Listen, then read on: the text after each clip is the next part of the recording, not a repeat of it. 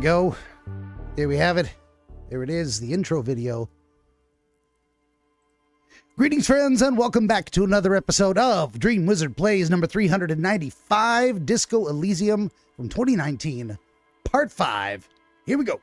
I had another dream interpretation interview today. It actually happened. I've got a new episode coming for you tomorrow, early in the morning on Saturday. Excuse me. And what did I do? Well, I set up a completely separate recording program on this computer so that I would stop having random issues with the program I'm using to broadcast this one. Streamlabs is going to stay on this computer. Just straight up plain old OBS is going to be on the gaming rig where I do the dream interpretation interviews. Well, phlegm everywhere, always. Well, I fire up Streamlabs on this computer right here, and what happens? It's not detecting my audio device. I can't monitor any of my stuff. It's just a complete kerfuffle.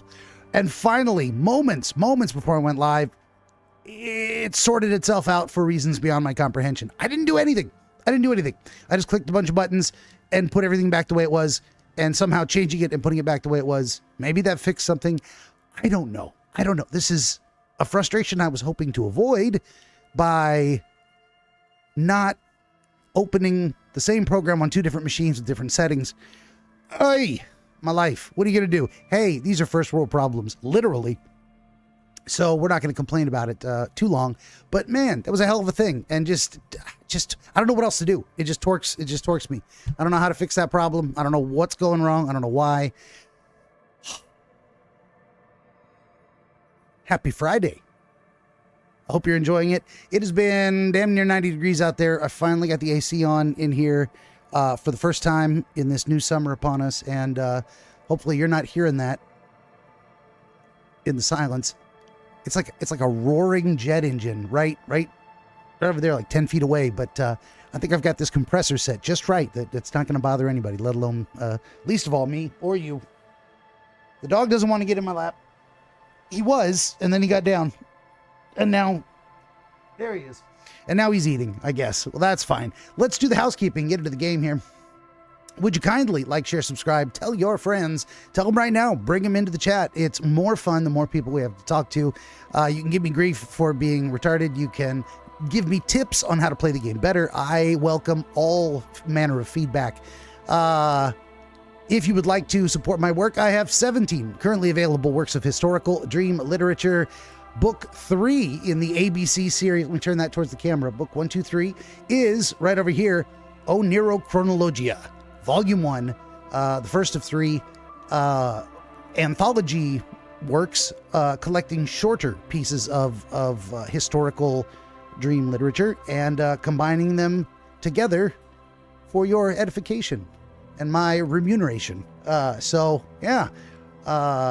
You can find that, of course, all this and more at benjaminthedreamwizard.com. That'll be on the screen the whole time, so you know who I am and what we're doing here.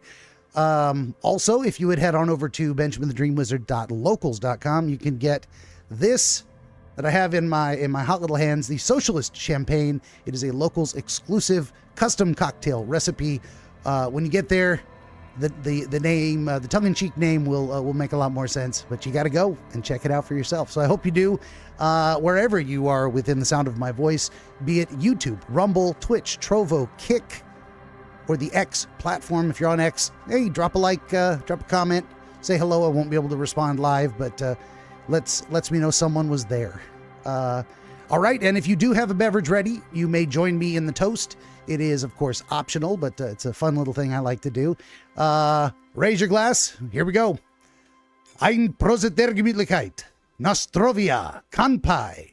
Salud. Cheers to you. And here's mud in your eye.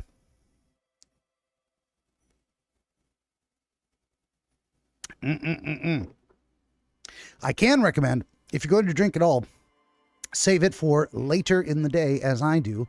Now, some people tell you it's always 5 o'clock somewhere. Yeah, but it's only 5 o'clock here at 5 o'clock. So get something else productive done during the day. I took a load of trash to the dump. That was my good deed for the day towards myself. My one productive act, and some other minor stuff. But You know, you just can't be drunk all day. But let's get drunk together now. Let's do it. Let's enjoy. And let's get on with the game. That's enough out of me. 10 minutes in and we ain't done nothing yet. We were about to talk to a lady on a boat. Right? I think. There we go. Right there. Look at that. I just got to say, I didn't notice this before, but it's starting to get dark. Because it is, of course, after 8 p.m. The sun is sinking low, and it's casting those long shadows. We can see lights lighting up on the boat. Let's have a look at the boat. What can I see here? Your room at the Whirling isn't much bigger than this sloop. Indeed. Let's talk to the lady. A striking woman leans against the cabin top of her sailing boat, smiling as you approach. Her green raincoat glistens with droplets. A silk scarf is tied around her throat. Good evening, officers. I'm Joyce. She extends her hand in greeting. Joyce L. Messier. I represent the board of Wild Pines, the owners of the harbour. You gentlemen must be from the RCM. She steps closer and holds out her hand over the railing. Joyce L. What does the L stand for? Baton, my maiden name. Her bony hand dangles from the sleeve of her oversized raincoat. Let's see, what exactly is the RCM? I remember hearing that somewhere. Okay, we're going to lean into every weird answer on this one because we were encouraged to do so by Kim. He seems to believe it will be a productive interrogation technique, so let's see. I meant you, the Revachol Citizens Militia, the police. What gave us away? Nothing, honestly. I've said it to every drunk in town, and you're the first one who's responded. Oh, I like her already. What is implied here? That you're a drunk? I'm not a drunk. I'm a police officer. Of course you're not. It was only a joke. Well, let's shake her hand. I'm glad to see you here. Her grip is tight and cold. She seems relieved. Maybe we shouldn't have put her at ease. Or maybe we, get her comfy on the carpet and yank it out from underneath her. We'll see how that goes. We'll see how clever I can be. I was dispatched to handle a strike, not a lynching. Anything I can do to assist the RCM in this matter, I will. Gladly. She does sound very accommodating. We shall see. That is good to hear, madame. My colleague will take the lead on this interview. I should let you know that he is recovering from an unusual medical episode. Very unusual. But I can assure you of his ultimate competency. Oh, no, you can't. Kim's lying. Kim's lying through his teeth right now. But I appreciate it. He's a good man. How interesting. I wish you a swift recovery. In the meanwhile, you have my full cooperation, and the full cooperation of the Wild Pines group. It's hard to get a read on her precise disposition, but she appears helpful. Let's state the obvious. You are on a boat. Why, yes I am. She looks at the deck under her feet. Green and white sails flutter overhead. Not a lot of people on boats, are there? Of course there are. We're on an archipelago. How else are you supposed to get around? Wait, we're on an archipelago? As I wildly look around. Yes, we are. We are on Le Caillou. Caillou. I thought we were on Revachol. We are. And the city of Revachol is on the island of Le Caillou. Still, I haven't seen anyone else sail a boat around here. I haven't seen anyone else drive a souped-up Capri Kenema motor carriage either. Actually, that motor carriage has been specially issued to serve as a patrol and pursuit vehicle. It's for crossing long distances in the greater Revachol industrial harbor. It's not a toy. Neither is this. A toy, I mean. It's a machine for crossing long distances in the Bay of Revachol, between the city and the islands. Yona, I see you there. She says, hey, Ben, everything sounds great today. Thank you. Thank you for checking in on the audio quality. I want to make sure I'm putting out an enjoyable product. So here we go with this Joyce Messier woman. She's having a good time arguing against the law. Too good, perhaps. I'm gonna slap the side of the sloop and say, does she have a name? The boat? No. It is called Cordelati 19 because that's the type of sloop it is. The word "it" feels strange. Such a beautiful boat deserves a proper name. A breeze ripples through the sails and tugs at your hair. Below, the sleek, fish-like shape of the hull parts the water. Beneath that, a resounding darkness. You're reminded of something. Or someone. Oh, well, that's cool, but your boat really needs a name. Okay. How about Cordelati 19? Why? She taps on the side of the boat. It makes a hollow sound. Because it was manufactured in Revachol East by a company called Cordelati, and its hull is 19 paces long. How about sleek fish? What? Because it's sleek and fish-like. I think I'll stick with the factory name. But thank you. Now the dog wants to get up. Let's see. Come here, peanut butter. Come here. Hi, Boo. I gotcha. There's a peanut butter. There he is.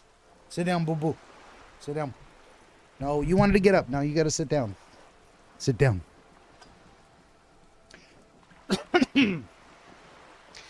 Okay, but what kind of boat is it? It's a pleasure craft, a 19-pacer. It also happens to be rated for Category 1 racing. Though these days I mainly use it for business. Well, how do you like it?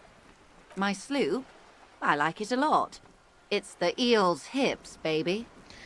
Eels don't have hips. I'm enjoying this part of the interview. It has so little to do with the murder we're investigating. Kim, you bite your tongue. You told me to be weird, so we're going for weird. I really do, the lieutenant thinks. Is she thrown off yet? He's looking at the woman, assessing her. Oh, maybe he was actually being serious behind that smug sarcasm. Well, Joyce, you got a license for this boat? Officer, I assure you I'm a highly qualified pleasure craft operator. Not what I asked. I asked if you had a license. The crowns of her teeth are porcelain, white as the boat's hull as she smiles. Qualified pleasure craft operator. So charming. Where's the damn license? I'm sorry, ma'am. I'm going to need to see your license. I just renewed its safety inspection last month, officers. It is completely seaworthy. In fact, it's taken part in not one, but two insulindic regattas. Even finished once. Still need to see that license, ma'am. Let's press her. Press her. She's being slippery. Actually, you don't. I'm pretty sure I do. I police. It is a little-known fact among those who police that the Wayfarer Act specifically denies the RCM the authority to demand anyone's operator license. Wait, exactly how little known is this fact? I was just being polite. Even school children know the Wayfarer Act. More like the Anarchy Act, in my opinion. No need to politicize this. You may still ask for the lady's passport. You need to save face if you want her respect. Demand that passport. All right, yes. I'm going to need to see your passport. Of course. She searches the pockets of her raincoat, producing a bundle of documents in a sealed plastic bag. Let's look at her passport. The woman is silent, smiling while the waves lap against the hull. In your hand, under the plastic, a light blue passport saying, Republic of Vespa. The coat of arms has a lion and an ostrich. Seagent. Well, let's look at the photo page. The woman, born in the year 3 in the commune of Revachol, smiles at you. Face adorned with frown lines and crow's feet. The photo is recent. The name reads, Rejoice Leighton Messier. Your Your name. is Rejoice? Yes, but please don't call me that. Why not? Joyce is much more efficient. Efficient, you say? She doesn't like it. Probably a bad memory. Mean girls at school or some ancient lover. So she doesn't like being called Rejoice. I'm going to lapse into that. Tend to forget she asked me not to later in the conversation if it gives me that option. Let's see. You're from Vesper, it says. My husband is. I have dual citizenship. A Vespertine is handier when traveling. Well, everything appears to be in order, and I hand the documents back. She nods and returns the plastic bag to her coat. Plus 5 XP. All right, I think I have a handle on the boat situation. Good. Well, Joyce, why don't you tell me about Wild Pines? What do you do? What we do. I'm afraid I don't speak for Wild Pines as a whole. It's a giant undertaking. All right. Well, what do they do? The Pines' core competency is logistics. Container shipping, freight, that sort of thing. See those airships there, blinking? Those are the shipping side of things. Airships. And that is the terminal. Another subdivision deals with energy, oil and gas exploration, offshore platforms. How much money does Wild Pines have? I'm not at liberty to discuss the company balance sheet, but I can tell you that last year, the company booked more than 20 billion real in revenue. That's a lot. A billion? Let's see. I can go with, wow, what exactly is a billion? Or I can just say, wow. Or, that's it. I thought Wild Pines was supposed to be big time. Numbers like that mean nothing to me, or the money I owe is so much less than that. Let's be a little antagonistic. That's it. I thought Wild Pines was big time. And to think, there are years when the group books losses in the billions. A wave hits the sloop. She grasps the mainstay for balance. Wild Pines employs 72,000 people, all of whom have families that depend on their salaries. It is a tremendous responsibility. Well, where does Wild Pines get all these billions? They started as an exploration and cargo fleet conducting trade between the Samaran and Insulindian Isolas 250 years ago, when Pine ships explored the South Seminese and charted Lomantang on behalf of the suzerain. Centuries of care, deliberation, and madness have gone into this endeavor. Vessels pass through the great unrest to re-emerge with apricots in tow. The logic of the system is totalizing. It's taken everything from its employees to build it. Well, what does a huge system like that want with a place like this? You mean aside from being the terminal's legal owners, who are responsible for moving 8% of the world's cargo? Got two different answers here. 8%, that's quite the endeavor, or you don't keep it moving, the workers do. The company is nothing without them. Let's give her a moment of feeling I am suitably impressed. There are no minor cogs in the system. Each terminal must be accounted for, lest the entire system break. Every hiccup in such a system means thousands lose their jobs, the world over. I'm here to assure that doesn't happen. I gained a thought. The 15th Indo tribe. What does that mean? Looks like I probably can't internalize it. That would take damn near 6 hours. And it's thinking about the Wild Pines Cuprous Tricentennial. All names of Revisholian Indo tribes spring into your head, set loose at the mention of Wild Pines. Interesting. All these names. They made up so many names for this fantasy world here. All right, let's get back to it. we're gonna put that off for a minute. I'm very close to leveling up again, so I won't have to delete any of my old memories or forget them. With your help, hopefully, says her warm tone. Well, Joyce, what can you tell me about this strike?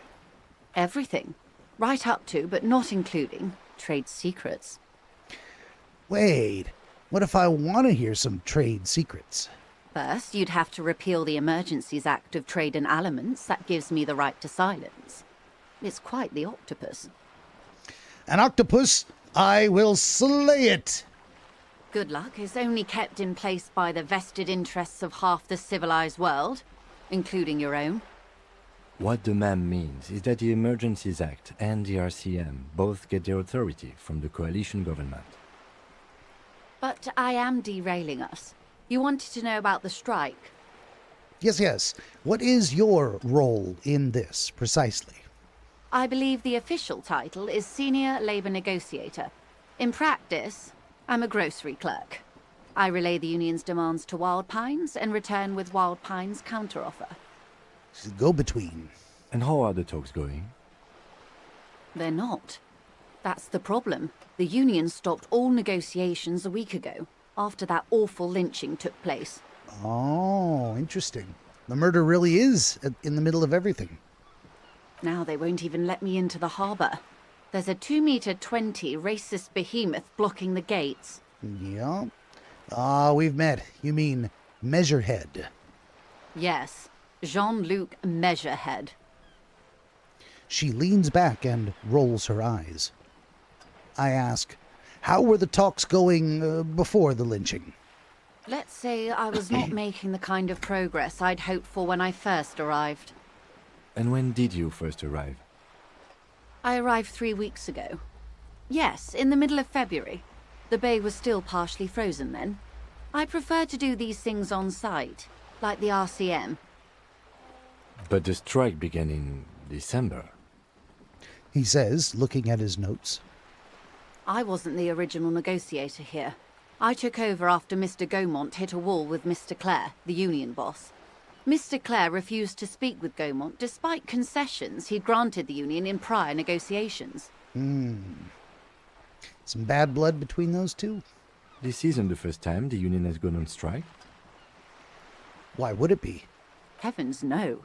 There have been 2 prior strikes. Both times the union won significant concessions, including overtime pay and a medical plan. This time their demands are more, I guess you could say, aggressive. Well, what happened to this, Gaumont? Mr. Clare told him to... how did he put it? She pauses to compose herself. Fuck off, midget.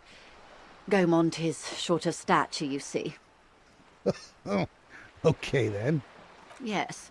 Keep in mind, this is a negotiator Mr. Clare has worked with before, and who was more than fair with him and the union. Now that is from her perspective. Is that true? And if it is, what would be the motivation to tell him to get the hell out this time? Sounds like usual aggressive posturing. Maybe so. All right, well, what are the union's demands this time? There are leaflets everywhere, and banners. What did they say again? Oh yes. Every worker, a member of the board. Do I like it? Do I say, I don't know what to think about that? Do I say, over-aggressive commie posturing? Or do I say, seems like they have no idea about business? Or, forget it, I want to ask something else about the strike. Well, I'm no fan of communists. But is that specifically over-aggressive commie posturing?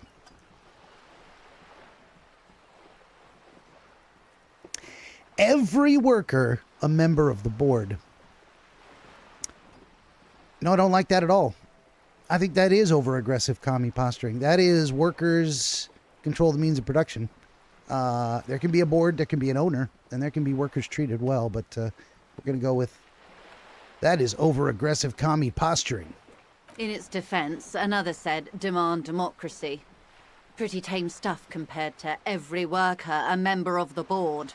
I'm going to say this, I believe that is the real meaning of demand democracy. But let's ask her. What does that even mean? It's quite simple, you see.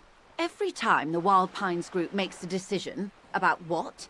About anything, really, it needs the signature of each of the 2,200 workers in its Martinez terminal. That is a recipe for destroying the company overnight. That's a very bad idea. Just so you understand, this is but one of 22 terminals owned by Wild Pines. Essentially, not only are they kings of the company, they are also kings of the 72,000 employees of Wild Pines Group. That is pretty funny, I have to admit. They're having a blast. But how can they afford it? After 4 months, my assumption was they would prefer a more practical solution. Well, what are you going to do? I'm not sure. Naturally, I assume that was just their opening position, a hard-nosed tactic with a side of mockery. But there's been no follow-up, just the same nonsensical slogan repeated over and over again. They are sticking to their guns. They mean it. And now, people are getting lynched, I hear. Behind the whirling in rags. A disastrous situation if there ever was one. Absolutely. Well, that's what we're here to investigate. Excuse me, from whom did you hear about this lynching? I first heard it from the bowyer at the gates. The one whose very name advertises his aversion to work. I think he said it was, "Call me mañana." Call me tomorrow. What? This checks out. Okay. My reaction speed says this checks out. I don't know what that means. Why would it check out? I guess call me tomorrow says an aversion to work. Sure. Let's ask her. The scabs at the gate. Did you put them there? The scabs? You mean the huddled masses of Jamnog, come to plead for work where the union refuses to? If they were organized by Wild Pines or its affiliates, then it would be a company secret. I could not share it with you. Not right now, at least. Very interesting way she phrased that. She could have simply said no, but she said if that was our doing. I couldn't tell you. All right, Ms. Messier. Excuse me, Mrs. Messier. Tell me about this union boss, Mr. Clare. Everard Clare is a man of the utmost integrity. If you can say one thing about him, it's that he always puts the interests of the workers first. Is that so? Of course not. Everard is fantastically corrupt. I imagine he has a thick, viscous goo where you and I have blood. Wow. Is he that bad? He is the most corrupt individual I have ever seen, and I deal with men like him for a living. If there is anyone more venal, more irredeemably nepotistic, then it's his twin brother, Edgar. Wait, there are two of him? Yes, Edgar looks exactly like his brother, except for that lazy eye. He also talks exactly like Everard does, and when one's term as foreman is up, the other takes over. All right, we've got a fact that may become relevant later on. Everard does... Wait a minute. Edgar looks exactly like his brother except for the lazy eye. Well, shit, she didn't tell us which one had the lazy eye. I guess she's saying Edgar has the lazy eye. So if we meet a guy claiming to be Everard and he has a lazy eye, then that's Edgar. I'm not going to remember that, but that's a clue. It's a clue. Maybe it's not. It's how they circumvent the term limits, you see, with a funny little switcheroo. While in office, they've embezzled God knows how much of their workers' dues. What about the union itself, outside the Brothers Clare? The Débardeurs Union was once a perfectly normal institution. 20 years ago, anyway. It must not have been easy to establish under the Emergency Act, but they did it. I can respect that. Organised labour at its best, as they say. Then something happened in the local chapter elections. The Brothers Clare came and transformed it into a... how do you say... She hesitates, looking for the right expression. A mob. The Débardeurs are a crime syndicate. Sad as it may be, I suspect we'll be forced to cooperate with them. Oh boy, we get to deal with the mob, huh? Refreshingly honest, officer. The company has tried appeasing in the past, but I'm afraid our concessions have only emboldened Everard and his brother. She now turns towards me. And your opinion, Detective? If I may ask. I'm a curious and talkative person, you see. Would you say the Débardeurs Union is... And I am left to fill in the blank. Number one, they are an effective advocate for the rights of local working men. It sure seems they are, perhaps. Or they are a giant leech sucking the life out of Revachol. Or number three, basically a socialist mob. Do I have any reason to think that is likely? Specifically a socialist mob? Directors are they're a crime syndicate, so...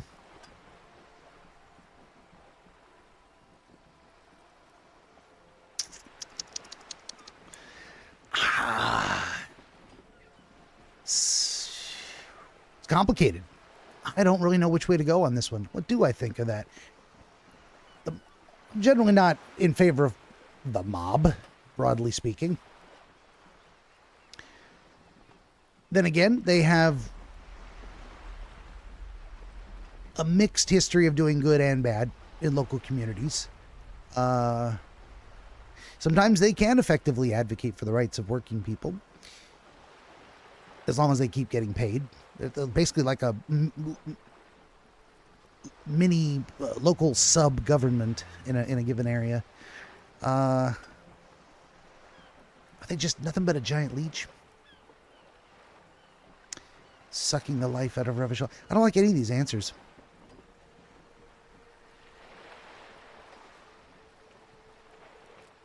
I can say I prefer not to have an opinion on these things. Where's the fun in that? Do I really have no... Maybe in this one case, I really don't have an opinion.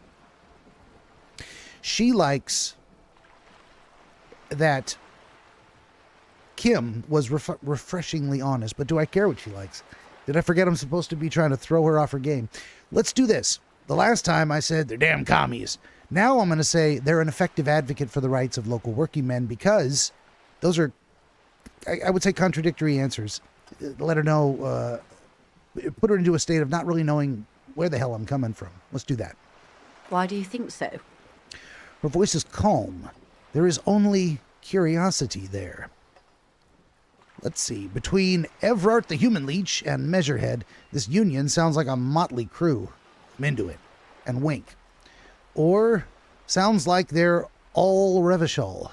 I'm all Revachol too. To hell with the rest. Or they're good labormen. Can't fault them for a little corruption.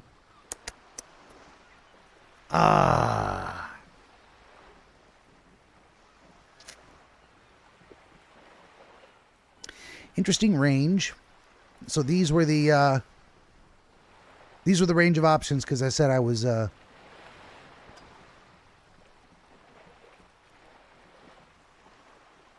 thought they were fighting for the rights of working men. Well, let's go all in on this one. Between the leeches and Measurehead, the union sounds like a motley crew. I'm into it. Let's give her that one. Well, I suppose that's one way to look at it. They're an interesting composition, albeit vile. But enough about Evrard. What else can I do for you? Oh, one more thing. You said something happened during the elections. I'm glad you asked. There was a woman, the previous forewoman of the Union. She disappeared. Disappeared? Yes. On the last day of the local chapter elections, her daughter phoned in and said she wasn't running anymore, or coming to work. Ever. End of story. Some kind of extortion, probably. Indeed. The company suspects foul play, but there's nothing they could do. It was a union matter. The point of the presentation is, these kinds of things happen around the Clares. Watch out when you're dealing with him. Good to know. Thank you for your concern, ma'am. We'll be just fine. All right, well, that's all I need to know about that. Let's change the subject. Of course. How else can I help? What can you tell me about the lynching? Quite a few things, I'm afraid. She falls silent for a moment, contemplating something. The information I'm to share with you includes sensitive trade secrets. For the sake of my employer, I have to ask for your names and badge numbers. Ooh, that might be a problem. We're going to go right here. We're going to open up a slot, and we're going to start researching the 15th Indo tribe.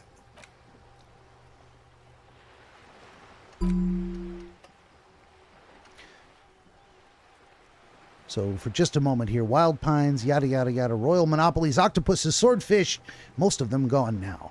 YBP, Expander, St. Baptiste, Brightest Star, Lum, Resplendent, East Insulindic, Welter, and Classette. But isn't one missing? Wait, no, there were only 14. Then why do I feel like there was a 15th Indo tribe? Let's ponder it.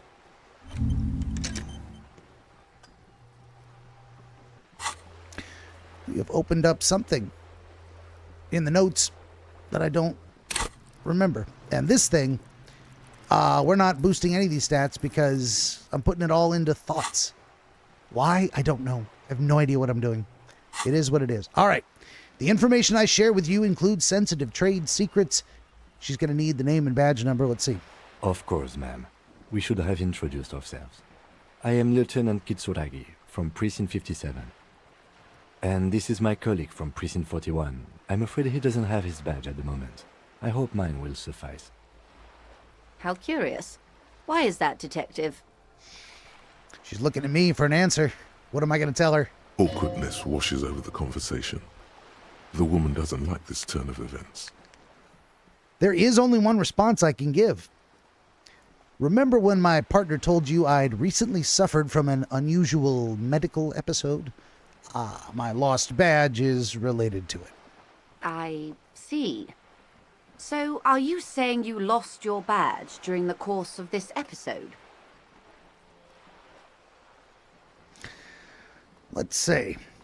I could have eaten it for all I know. I don't remember anything. This world, this city, nothing. Oh dear. I suppose this does explain some of the more curious turns in our conversation. Indeed. As I said, ma'am, his technique may be very unconventional, but he is an officer of the RCM. Of course, I sympathize. But I'm afraid I simply can't share anything more until I've seen that badge. Oh shit, she's gonna hold me to it. Gonna make me track down my damn badge. Hang on. She's a professional negotiator. She should be open to some sort of mutually beneficial arrangement. We could roll suggestion. How do I negotiate my way out of this? It's got a good chance. Let's see what happens. I even get a +1 for sympathy for my amnesia. Let's roll. 3, 2, 1, go! Oh, failure! Feelings will guide the way. But ma'am, I need you to know about the... But madam, I need to know about this lynching. It's very important to me.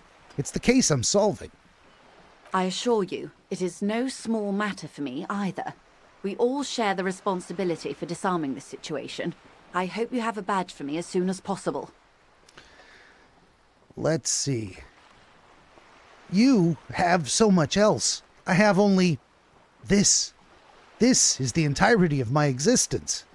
She's silent. The wind flaps the sail above her. This boat, for example, and a home somewhere. I only have this case. Officer. The carbon fiber hull creaks. I don't remember anything except this lynching. There's only this coast and this lynching. You know, I don't mean to sound cold, but if you want something, you have to give something back. More than just guilt. She's a strong one. You're doing it. Despite your own best efforts, you're still getting in. Somehow. I'll be frank with you. If I'm going to break protocol, I need to be able to justify it to my superiors. They're going to want to see something tangible. Tangible, huh? Like what? The Union, is conducting drug trade out of the harbour. It's an open secret in Martinez. Surely it must not come as a complete surprise to the RCM either. Perhaps it's time to look into it. She's gonna set me on a fetch mission to do the,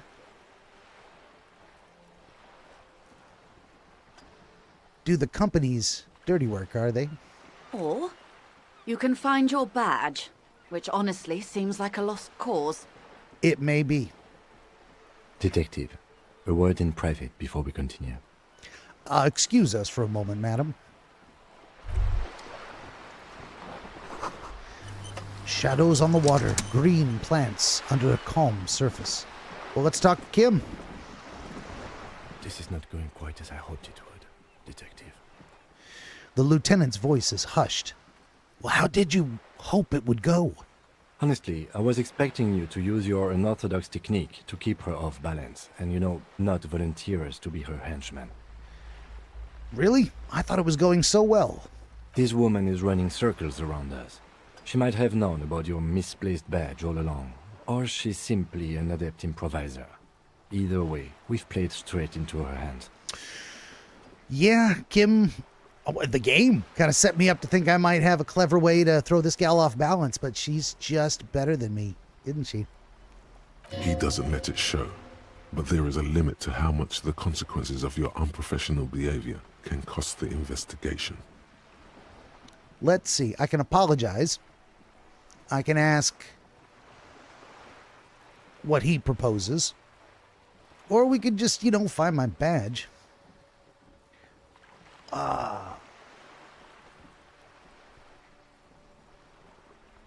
Let's go with that one. We could just find my badge, I guess. Oh, that would be fantastic, but do we have the time? The world is large and your badge is 8 by 6 centimeters. You could request a new one from your station, but that would literally take months. Well, what do you propose? That we don't investigate the drug trafficking? No. If there is reasonable suspicion, we must investigate. Otherwise, she could claim we are siding with the Union, or that we are on their take. We'd never hear the end of it. Okay. What I propose is, we ask her, then we investigate, briefly. But do not share the outcome of this investigation with her. We tell her it's done and demand for her information on the lynching. Interesting. We could just tell her we already looked into it.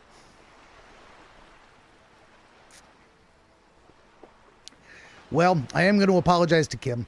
Sorry for putting you in this situation. I'll handle it. I'm sure you will, Detective. All right, let's get back to her then. You're back. Good. What can I help you with? All right, tell me something about this alleged drug trafficking. It's quite straightforward.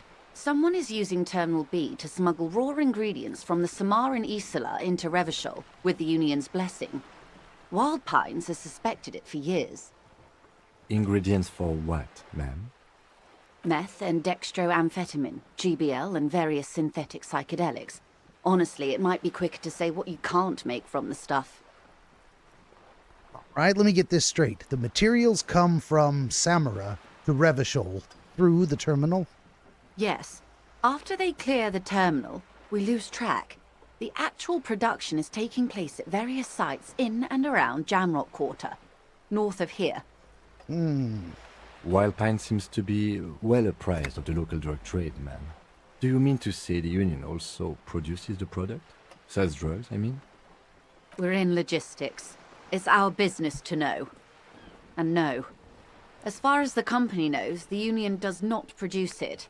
They transport the ingredients for a cut.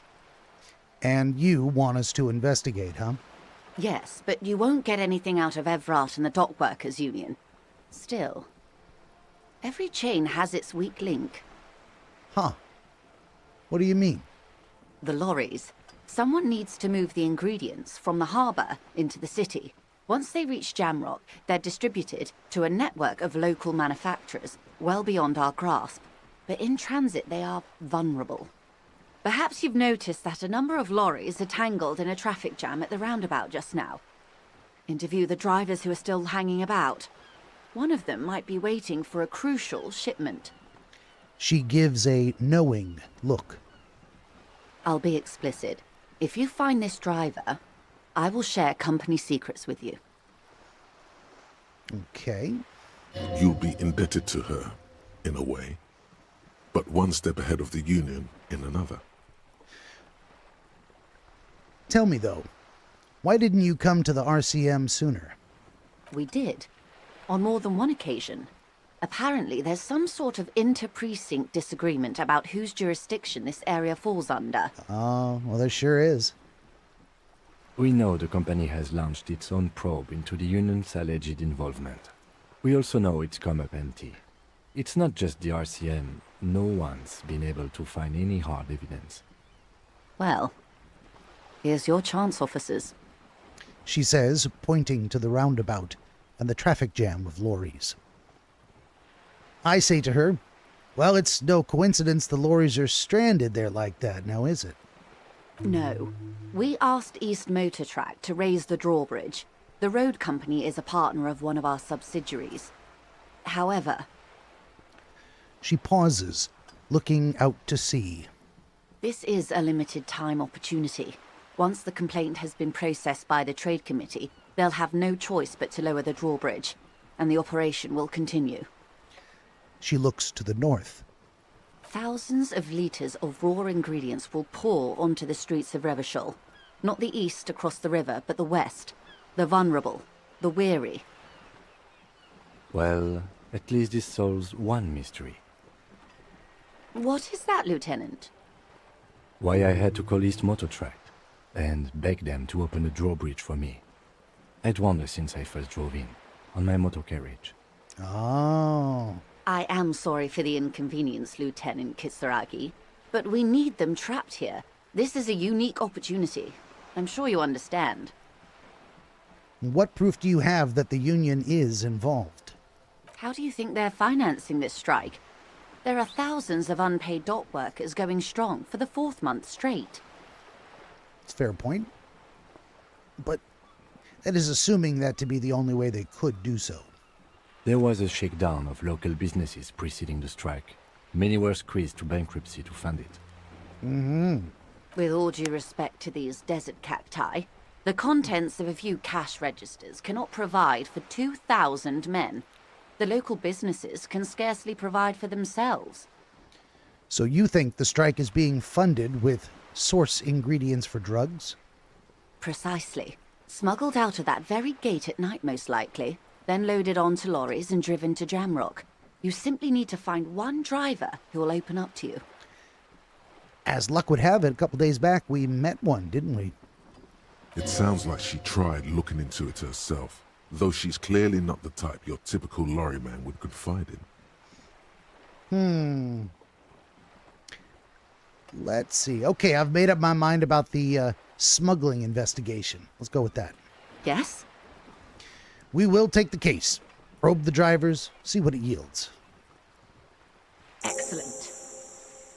According to my reports, there are at least 3 lorry drivers lingering near the roundabout. Hopefully one of them will know something.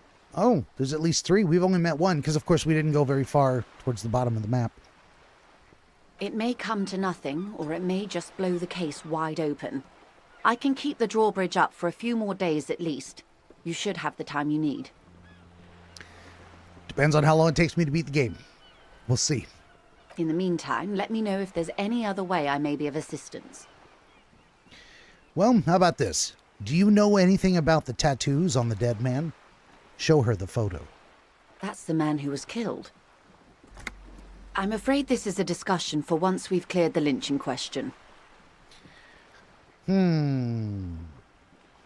Why? How is you looking at the photo tied to the lynching? Better not tie the 4th day to the backstay on this. I hope there is something else I can help you with. She simply refuses. She wants to answer the question. Protocol keeps her from it. Joyce, you seem smart. I need someone to give me the lowdown on this reality we're in. This reality? She pulls her hood closer around her neck. Let's see. I can reference my medical episode, or say, no time to explain, just give me the lowdown. Or actually, now is not a good time. Let's say it's related to the medical episode. I have trouble remembering even the most basic terms of reality. Ah, yes, the episode. Sounds like an acute case of encephalopathy, now that I think of it. Yeah, brain swelling caused by chronic alcoholism. She's most likely correct. The flavor text here says, she puts down her thermal cup and looks at you. Don't be phased, madame. He functions perfectly well. He only needs a lowdown on all of reality. You know, just kind of sum it up for me. We may be here a while then. Ask away, officer. I'll help however I can. It says task started. Get the lowdown. Oh, well, task started. The jam mystery. Get the lowdown on reality. Joyce is rich and willing to answer your questions. Ask one. What's going to happen there? It's interesting where they popped it into the series of events. They put it way up here, and her other two questions down here. I don't know what that means. All right, let's ask her. All right, we're in. I know these all look good, but begin with the first, okay? Begin with the first. My encyclopedia has told me to begin with the first question. We're fourth wall breaking here. I know these all look good, but begin with the first one. Wow. Esprit de corps. This one's impossible. It's a red, very low chance. Okay. Where are we? We're in Martinez, baby. And what is Martinez? Martinez is a district of Revachol. A very small district tucked away near the industrial harbour, north of the 881 and Jamrock. Okay. You would be excused for not knowing about it. Unimportant, they say. Forgotten, even. Shelled to smithereens during the Revolution. It has its charms, just not this time of year.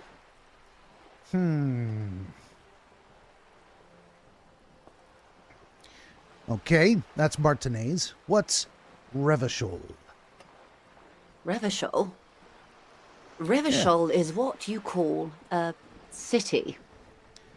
What kind of city is Revachol? The great kind. As if it's self-explanatory. Beyond patriotism. A fact.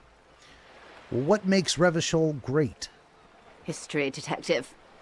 They built this city to resolve history. Our part in it, at least. Our centuries. Well, who built this city? The nations of the Occident, or migrant workers from Seminine and Ile Marat, depending on your creed. When was Revachol built? In the DeLorean century. 380 years ago. Damn. And why will it resolve history? They say it's where the terrible questions of our time will be answered. The tensions are highest, the fault lines deepest. By that I mean conflicts. Ideological conflicts. The stuff of men. Why here? We are standing on a fertile, self-sufficient island able to sustain up to 200 million people in the middle of the Insulindic Ocean, the world's connective tissue. It's where the money is. Let's see, we got some options here. We're in an unimportant part of an important place. Number 2, we're pretty much at the center of the world, huh? Or number 3, so we're on the periphery. Basically nobody's. I don't know where to go with this. What's an interesting thing to say?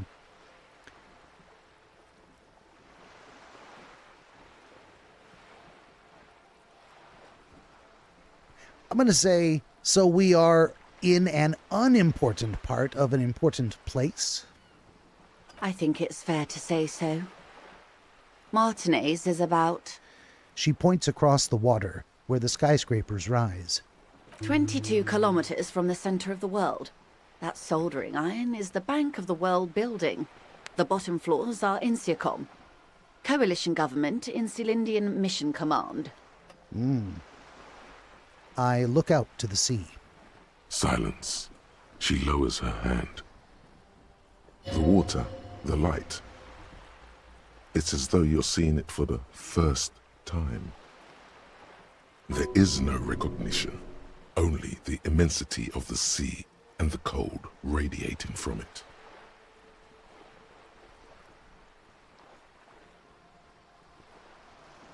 I'm going to say nothing and just observe the large body of water swelling. Cold. She observes your eyes scanning the horizon, then breaks the silence, slowly. We just got another thought. Jamais vu, derealization.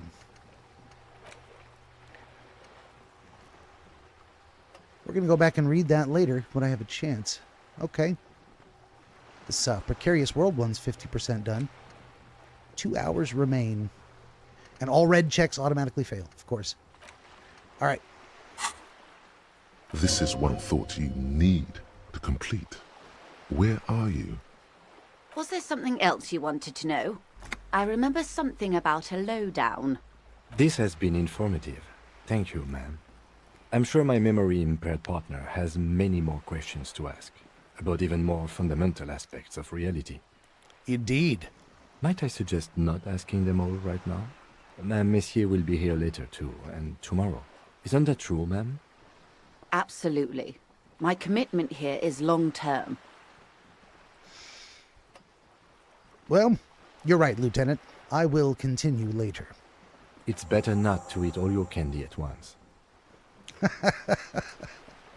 Indeed. I'm always at your service. All right, well, what times are these? These are unimportant times, Detective. You and I were born after the dust had settled. 1,000th of a second too late. Too late for what? For the big time. Her eyes light up. There's a flash of teeth. The smile of a predator. No doubt what she's got in mind. You've got a predatory streak. All men are predators, dear. Nothing much to be done about that. It's all a matter of where you get to file your teeth. Well, what is the big time? The revolution. Ha! And what is this revolution I keep hearing about? It's quite easy. Every 100 years or so, our species gets together to decide what's next, who gets shot in the head, and who gets the mineral rights. It's a real kerfuffle. Would you say it was a bunch of apes duking it out? Why, of course. We're talking Duke Out Central. Full swing intraspecies warfare. And the apes, are they evil? No. I would say the apes were neutral. She looks at you, her gaze sharp. Okay, neutral. On the other hand, She turns north to the bombed-out buildings lining the waterfront, then shivers slightly. I break the silence and ask, well, who got shot in the head? those would be the communists. Generally speaking, 40 million people got shot in the head during the World Revolution. But the communists, they all got shot in the head. Not gonna lie, sounds like my kind of revolution. She's not gloating. It's a relieved celebration. Oh, and the anarchists too. They shot them well. So well, one forgets they even existed. I'm not as much of a fan of that result. Anarchists don't want to hurt anybody. Most of them. I mean, there is a history of anarchist violence going back, well, for a long time, but still. There's different philosophies within anarchism. Some would say anarchism is a natural brother to libertarianism. Some accuse libertarians of being anarchists. Kissing cousins, perhaps. Well, I ask her, did the communists and the anarchists shoot back? Did they ever? Before they got shot themselves, they shot 2 million people. Well, that is truly a kerfuffle, or a tragedy, or Sounds like they should have shot more people in the head then. I'm going to go with the neutral term. That's truly a kerfuffle. Yeah, it was a kerfuffle, all right. The lieutenant mumbles from behind his notes. Yes, the Insulindian deluge, they call it. I had a little deluge in my head, too. Yes, an acute thiamine deficiency can be exacerbated by alcoholism. Exacerbated means made worse. Anyone else get shot in the head on the opposing side? Oh, lots of people. Even the king got shot in the head, or thrown beneath a horse, or drowned. Accounts differ. It was unceremonious. Just as well, he wasn't actually the king. Just the king's nephew. Yeah, we heard that the king went into hiding, didn't we? The real king abdicated and lived out a long and productive life as a venture capitalist in Grad. Let's see. Do I think he is a smart king, a cowardly king, or do I say, I loved that king? Fucking communists. He abdicated. I mean, the point at which you are given the option to step down or die, it's the smart thing to walk away. You got to do it. Let's say he's a smart king. Yes. King Guillaume had a nose for bad PR. He ran before it. What is the expression? Went down? Anyway, Gil got out alive and his nephew Frisell got shot in his place. Well, I guess he was a bit of a coward. He got out before it. Had a nose for bad PR, huh? Yeah, I wouldn't say I loved that king because I didn't know anything about him, but this does actually sound more cowardly. Him and tens of thousands of his wonderfully fascist kingsmen. It was a wild time.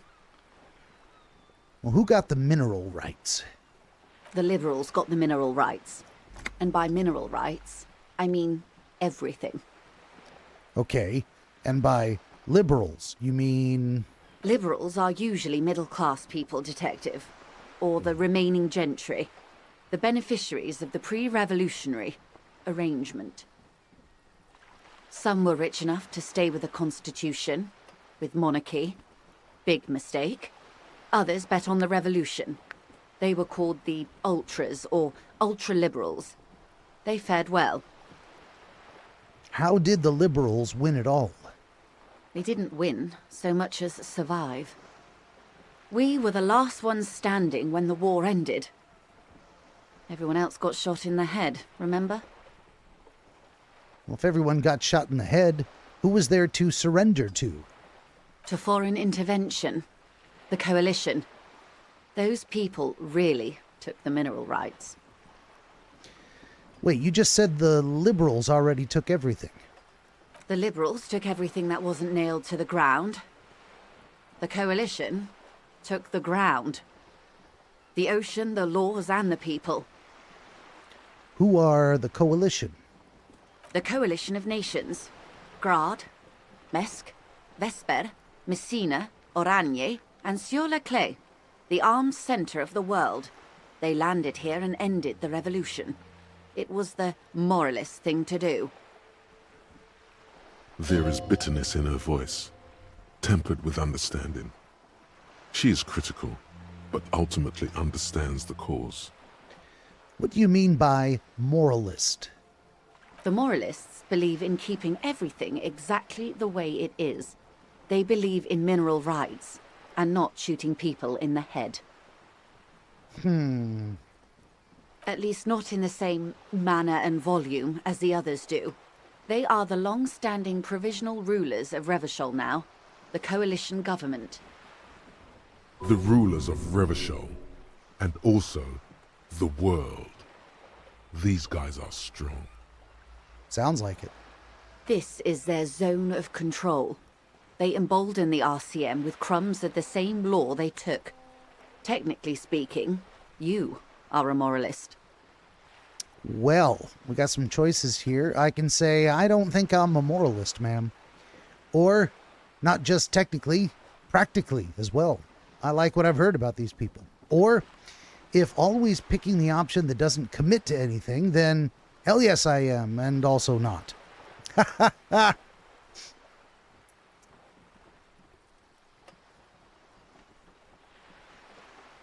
Well, that's why they give you the option to scroll back up so you can see. The moralists believe in keeping everything exactly the way it is. They believe in mineral rights and not in shooting people in the head. I mean, that's a tough one. Because keeping everything exactly the way it is isn't always good, except when it is. And the concept of mineral rights, yeah. And also not shooting people in the head, yeah. So private property and anti-revolution, I guess. You know, whatever status quo that supports private property rights. It's what I'm making of it. Yeah, I think I like these people. A devout man of the center. Hard to come by. It's good to have someone who takes a moderate approach to head shooting. In your line of work, I mean. And we have evidence that is true. He has only killed 3 people in the line of duty. All right, when was this kerfuffle? The turn of the century revolution? Don't answer it. It's a trick question. So it must have been at the turn of the century. The revolution began in '02 on the Isla of Grad, though by the end, nearly the whole world had gotten involved. Who started it? It wasn't a who, but a what. A pandemic of Zarat, a particularly virulent prion disease, which the authorities in Grad proved unable to contain. Then Mazov came along and overthrew the government. What did this Zarat do? It made people overthrow their governments. Wow. Really? Of course not. It was a highly infectious microorganism that destroyed brain tissue. The actual causes of the revolution were material. The pandemic only provided the spark. Where did it spread from there? From Revachol and Grad? Not far. The world managed to cauterize itself. Mazov's government was overthrown in '08, and the coalition crushed the Revachol commune 2 years later. It was the end. What came after the end? Why, you and I, officer. Our lives in the zone of control. Seems like there's a lot of people that are not happy about it. There's kids on drugs. There's businesses that aren't thriving. There's angry workers. And, large corporations are trying to negotiate with. I mean, basically, same as everywhere else today. Something tells you her life and yours are not that similar. Maybe it's because she has a boat and you have that necktie? A pair of pants? Let's see. I should say our lives are very different from each other. No doubt. But we share the same time and position on the planet's crust. That counts for more than you think. Fair enough. What is the zone of control? A city-state divided into free market zones under the everlasting interregnum of the Coalition of Nations. And you, of course, the Citizens' Militia. Citizens' Militia. The clatter of typewriter keys fills the main hall of the reappropriated silk mill. Precinct 41. Chad Tilbrook presses enter. Outside, Officer Elfboy Williams slams the door of an armored motor carriage. The zone of control is the third incarnation of Revachol, after the failure of the suzerain and the commune. What happened to the rest of the world? Modernity. They developed the marvels of the inter-eastlery communication. Telematic milieus, radiation, colored plastics. Meanwhile, in Revachol West, the aftermath continues for the 5th decade. It's been like this for how long exactly? 43 years. Hard to fathom, I know. What have we been doing all that time? The 20s saw a decade of urban war, west of the river leveled, offshore platforms in flames, Still, it's regarded as an improvement on what came before. 08 to 19 was simply hell. What about after that? The 30s? Things settled down in the 30s. Revachol East transformed itself into the world's largest tax haven, with the international community's blessing. For the first time in a long time, it seemed like things were going somewhere. Were they going somewhere? No. It was a market mirage fueled by cocaine and quantitative easing.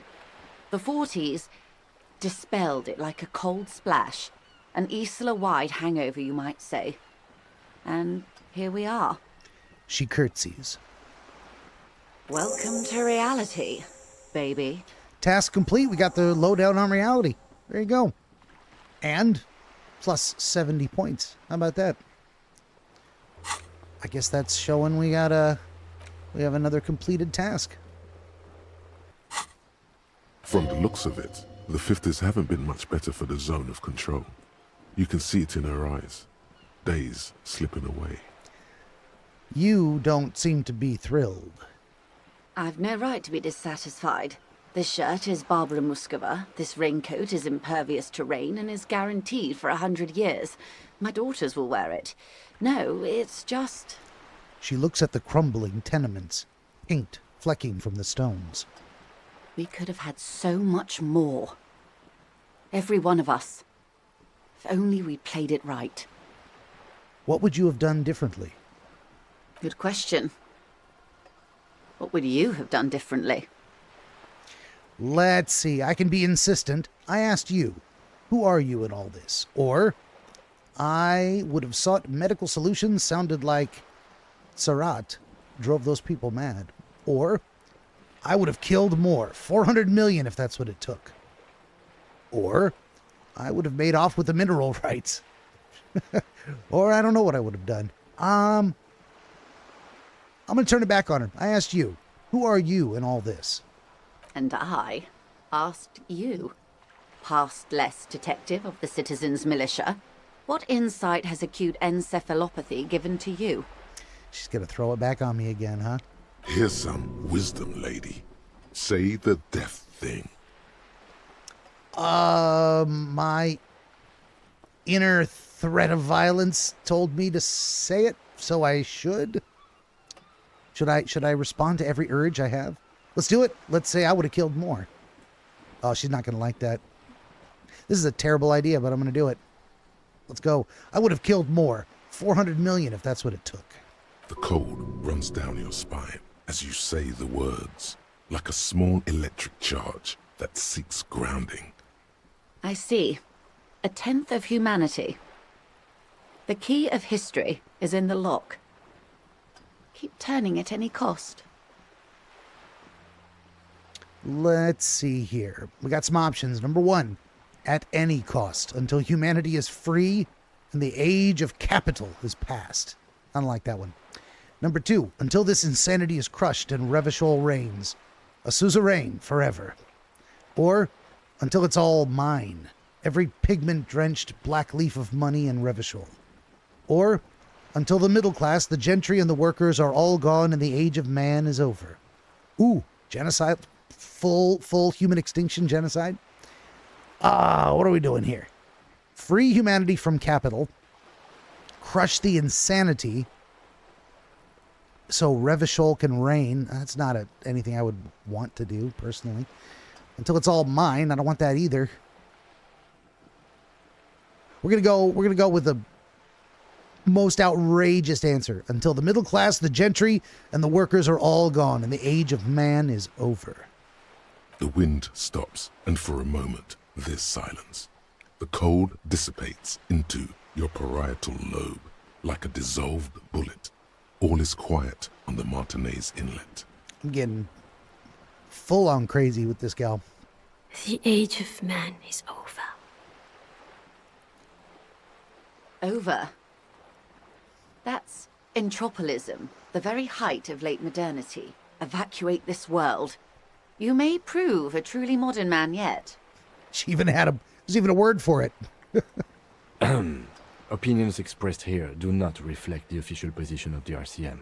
Yes. Quite. And what is your official position, Lieutenant? Yes, yes, speak up, my friend. My position, ma'am? My parents got ripped to shreds in the revolution. I would have gone the same way. I was saved by being 2 years old. That's my position. The abattoir. A slaughterhouse. Understandable. Well, that's enough about these modern times. They are what they are.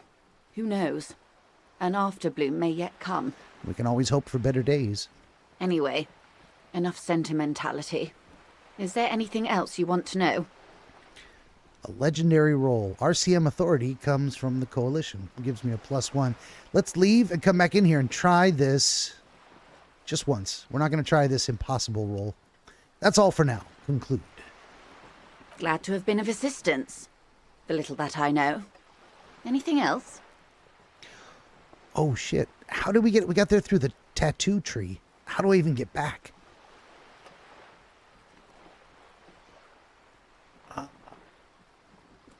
Let's ask her. Well, you seem rich. Can I have some money? Is what you want to say, but it isn't that easy, is it? Wait a minute. Why not? Look at that lady. Take a gander. Squint your eyes, bub. What do I notice? The nice fabrics or the lustrous hair? I notice the fabrics. Why, yes. Tucked away under that sturdy green raincoat, almost rustic in its simplicity, a silk shirt and matching scarf around her gentle throat, while dull orange pearls hang from her earlobes, red from the cold. Her light green eyes scan you, full of knowledge and worry, wealth and all its possibilities. Okay, so?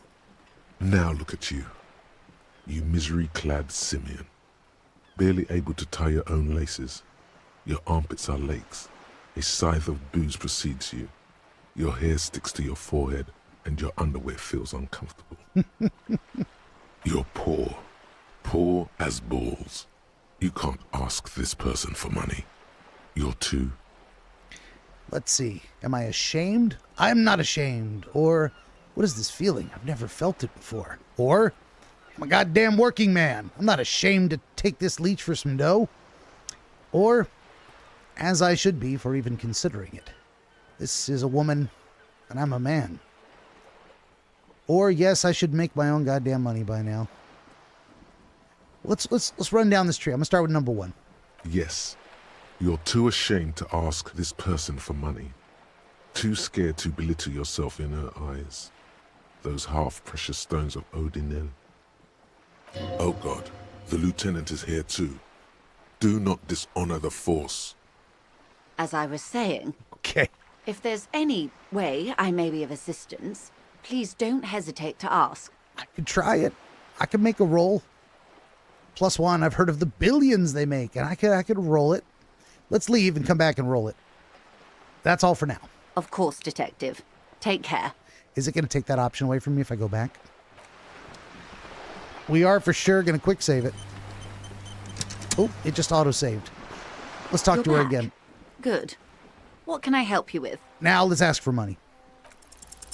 Voila, you're doing it. Oh, goodness. Really put your back into it.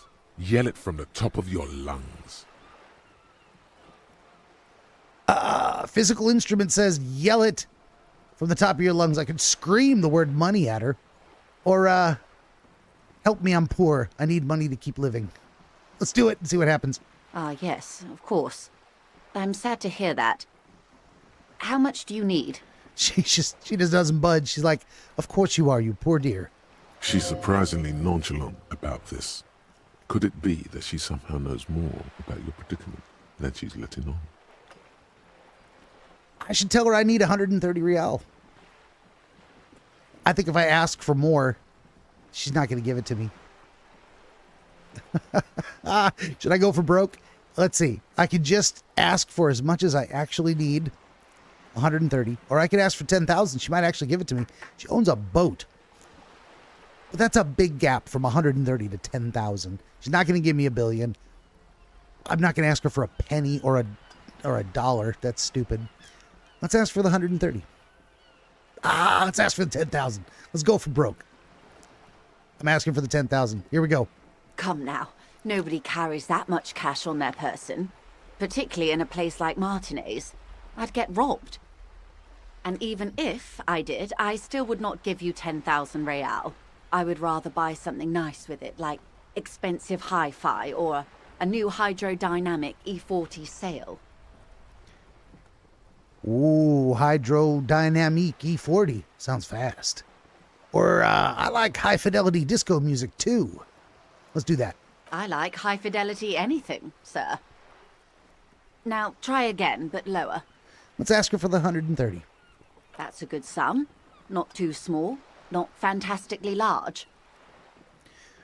She reaches into her raincoat and pulls out a zip bag. In it, you see paper notes arranged like black gills.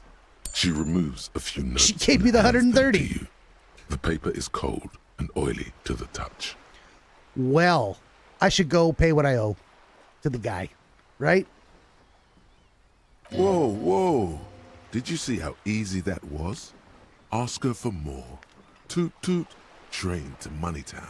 No. We're gonna... 'Twould be too dishonorable, and mine honor is my life.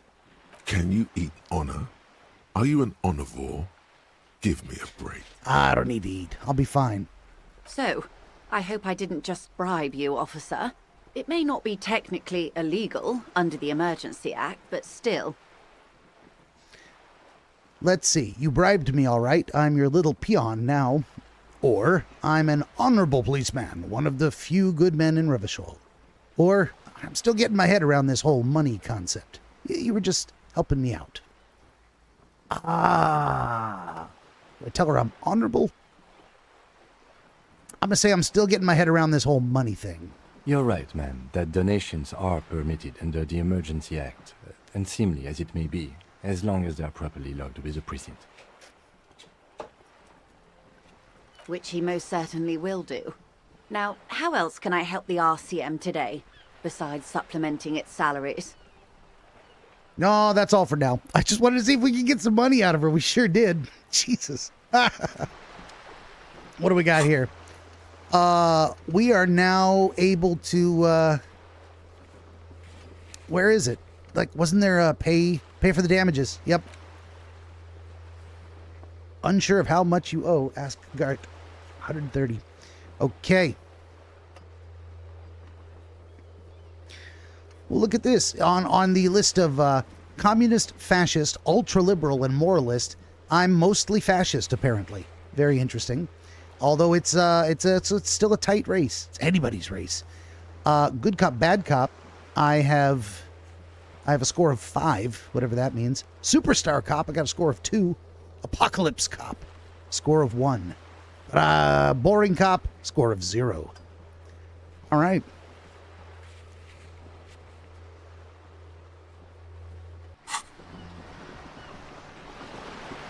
Kim wants to talk. Let's do this. We're gonna walk back. Is this late? It's after 10 p.m. Oh, you know what I'm gonna do? Because I can. Where is it? We're gonna bust out the flashlight. We're bumming around in the dark. Oh. All right, let's click over here, and it's gonna walk me all the way around. I wonder if there's things I need to be doing at night. Should I not go back and hang out with Kim? Should I go looking in alleyways? I really don't know how to play this game beyond just like talking to people, having little conversations.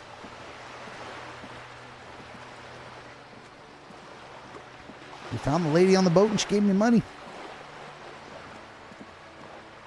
I kind of feel like I should go back and pay for the damages. Gonna leave me flat broke again. She was willing to do a little donation, a little charity.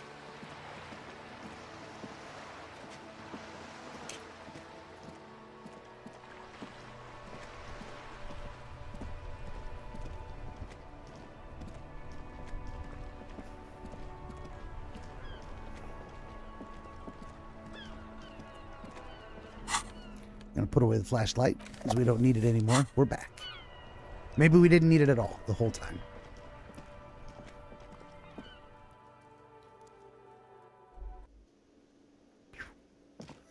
All right. When we get over here, I'm going to do another hard save. And then it's time for the midstream break. Where is it? Save the game. Whirling in Rags at 10 o'clock. All right. And when we get back, I got two ideas. I want to talk to Kim. He was going to fill me in. He was going to do like a debrief on the entire case for me. And I'm going to pay for the damages. And we might go to sleep for the night. We just might. But we'll see how that goes. I'm not sure. I'm not sure I shouldn't bum around in the dark. Maybe there will be unique circumstances around me in the dark. I don't know. Is that something I should try? Should I only move around in the daytime? I have no idea what I'm doing. But I do know that I'm stepping out for 10 minutes, hopefully less. Hang in there through these entertaining videos, and I will be right back.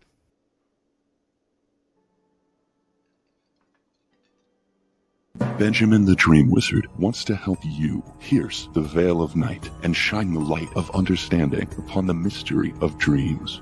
Every episode of his Dreamscapes program features real dreamers gifted with rare insight into their nocturnal visions.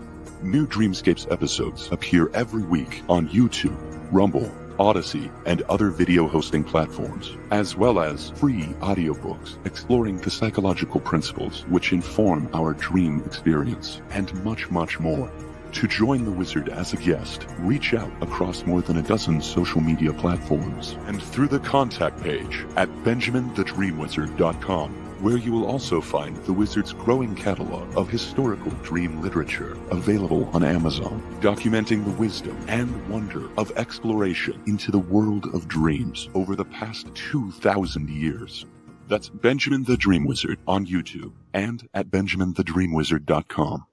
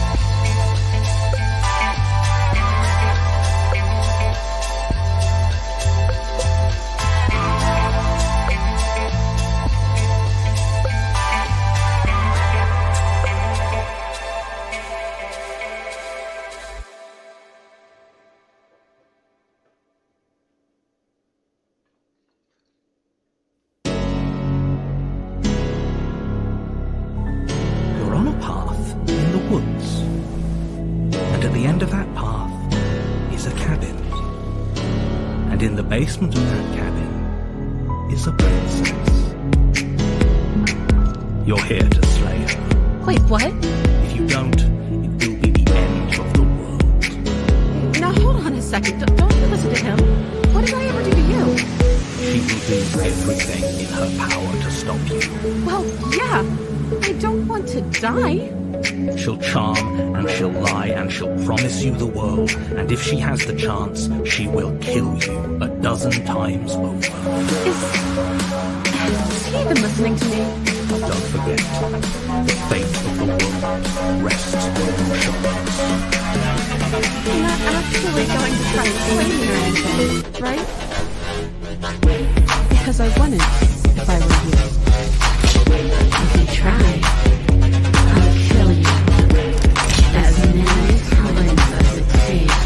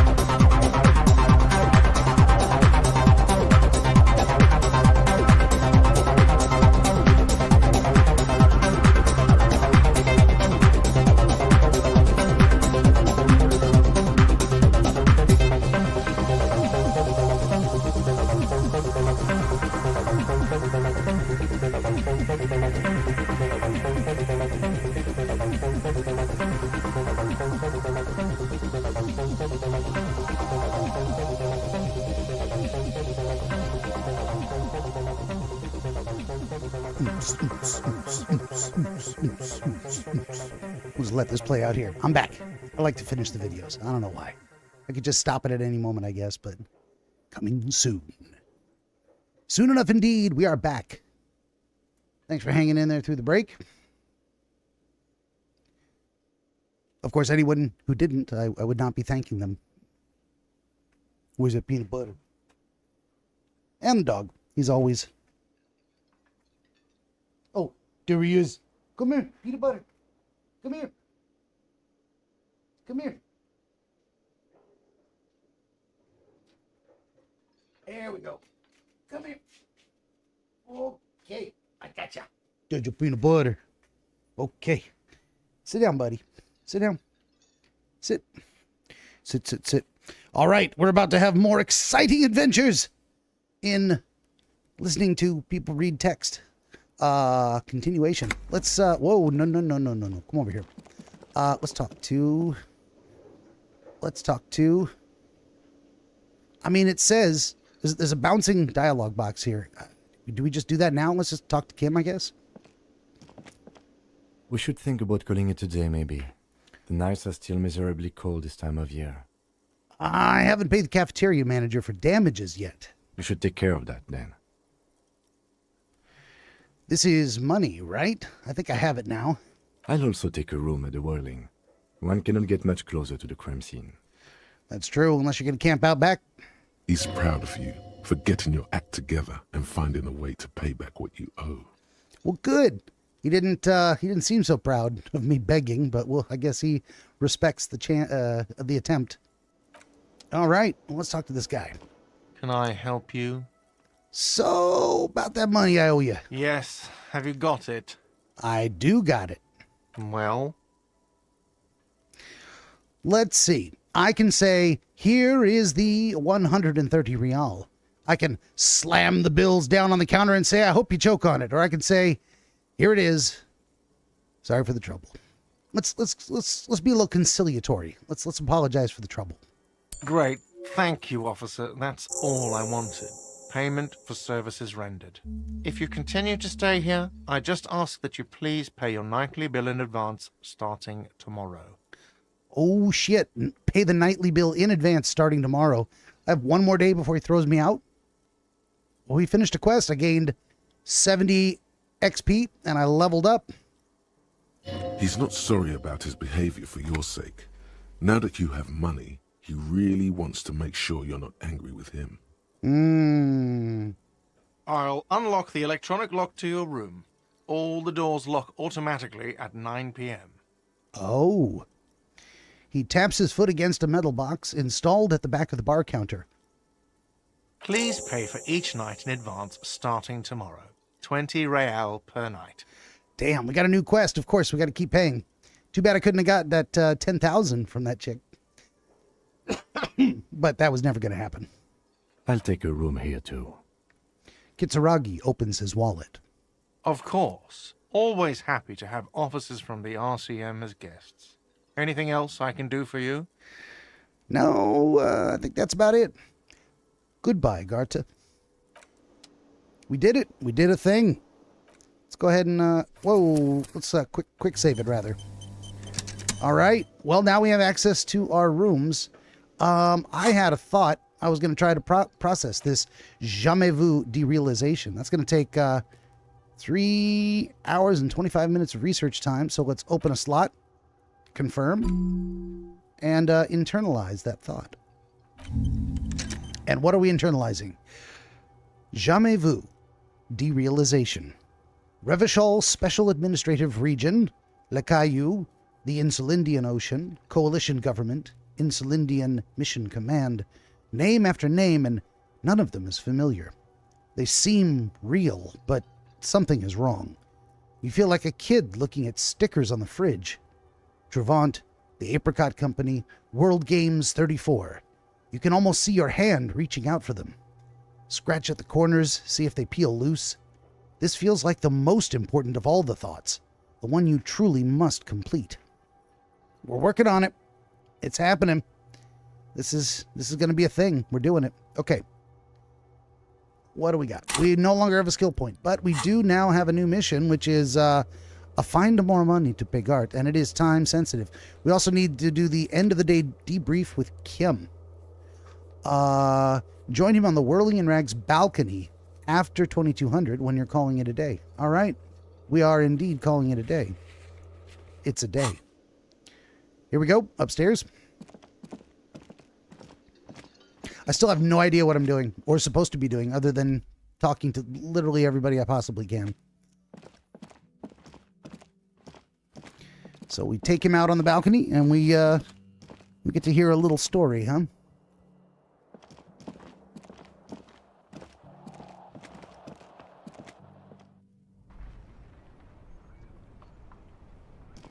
Yes?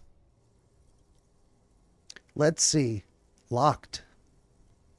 Put a skill point into logic to open this white check. Convince Kim that there's a sexy mystery. I need to take off one piece of clothing that... put skill points into Inland Empire or put a skill point into logic to open this up. All right, well, tell me about the case again. Let's do that. What do you want to know? Let's go over the preliminary info again. You mean like a brief? Do you want me to brief you again? A brief, yes, that sounds good. 3 days ago, the RCM Emergencies Desk received a report about a security guard who was found hanged in Martinez. An anonymous caller said there was a dead body behind the Whirling in Rags hostel cafeteria. The cadaver had been there for 4 days. No one had come to investigate. During that time, the victim had been stripped of his belongings. The caller did not identify him, but used the word lynching.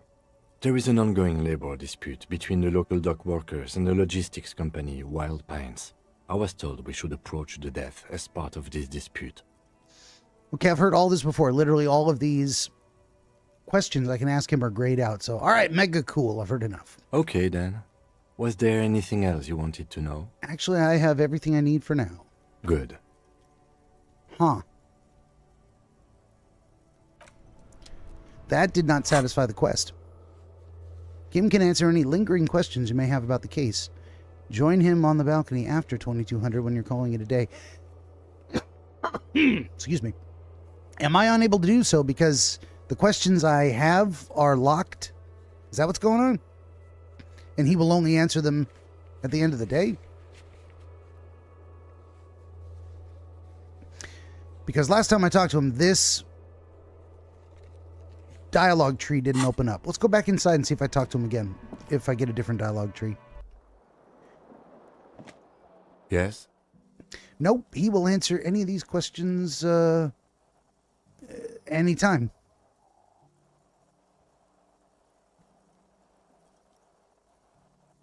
Okay. Well, I mean, do we just go to bed? Here's what I'm wondering. I've got these things. Processing. The Precarious World. The 15th Indo Tribe and Jamais Vu. This one requires another hour 9 minutes to complete. This one, 4 hours and 40 minutes. This one, 3 hours and 24 minutes. What I'm hoping is they're going to resolve by the time I wake up. This is what I'm aiming for here. So this is the door to the room you redecorated. Good night, Lieutenant. Just a moment. You had some questions earlier, I believe. And besides, we should discuss our progress on the investigation. Let's go out to the balcony. Well, now it's triggering it because I'm trying to go to bed. All right, well, that wasn't intuitive at all.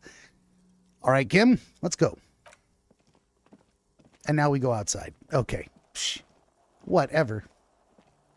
The air outside is brisk. The lieutenant is silent for a moment. He listens to the traffic hum. Then, where shall we begin? We should talk about the investigation, first and foremost. But I also remember you wanting to discuss the RCM? He lights a cigarette. I didn't know you smoked, Kim. How about you give me one? I have a cigarette every night when I go over my notes. It's something of a ritual. oh man, he looks so devastatingly cool. with that cigarette.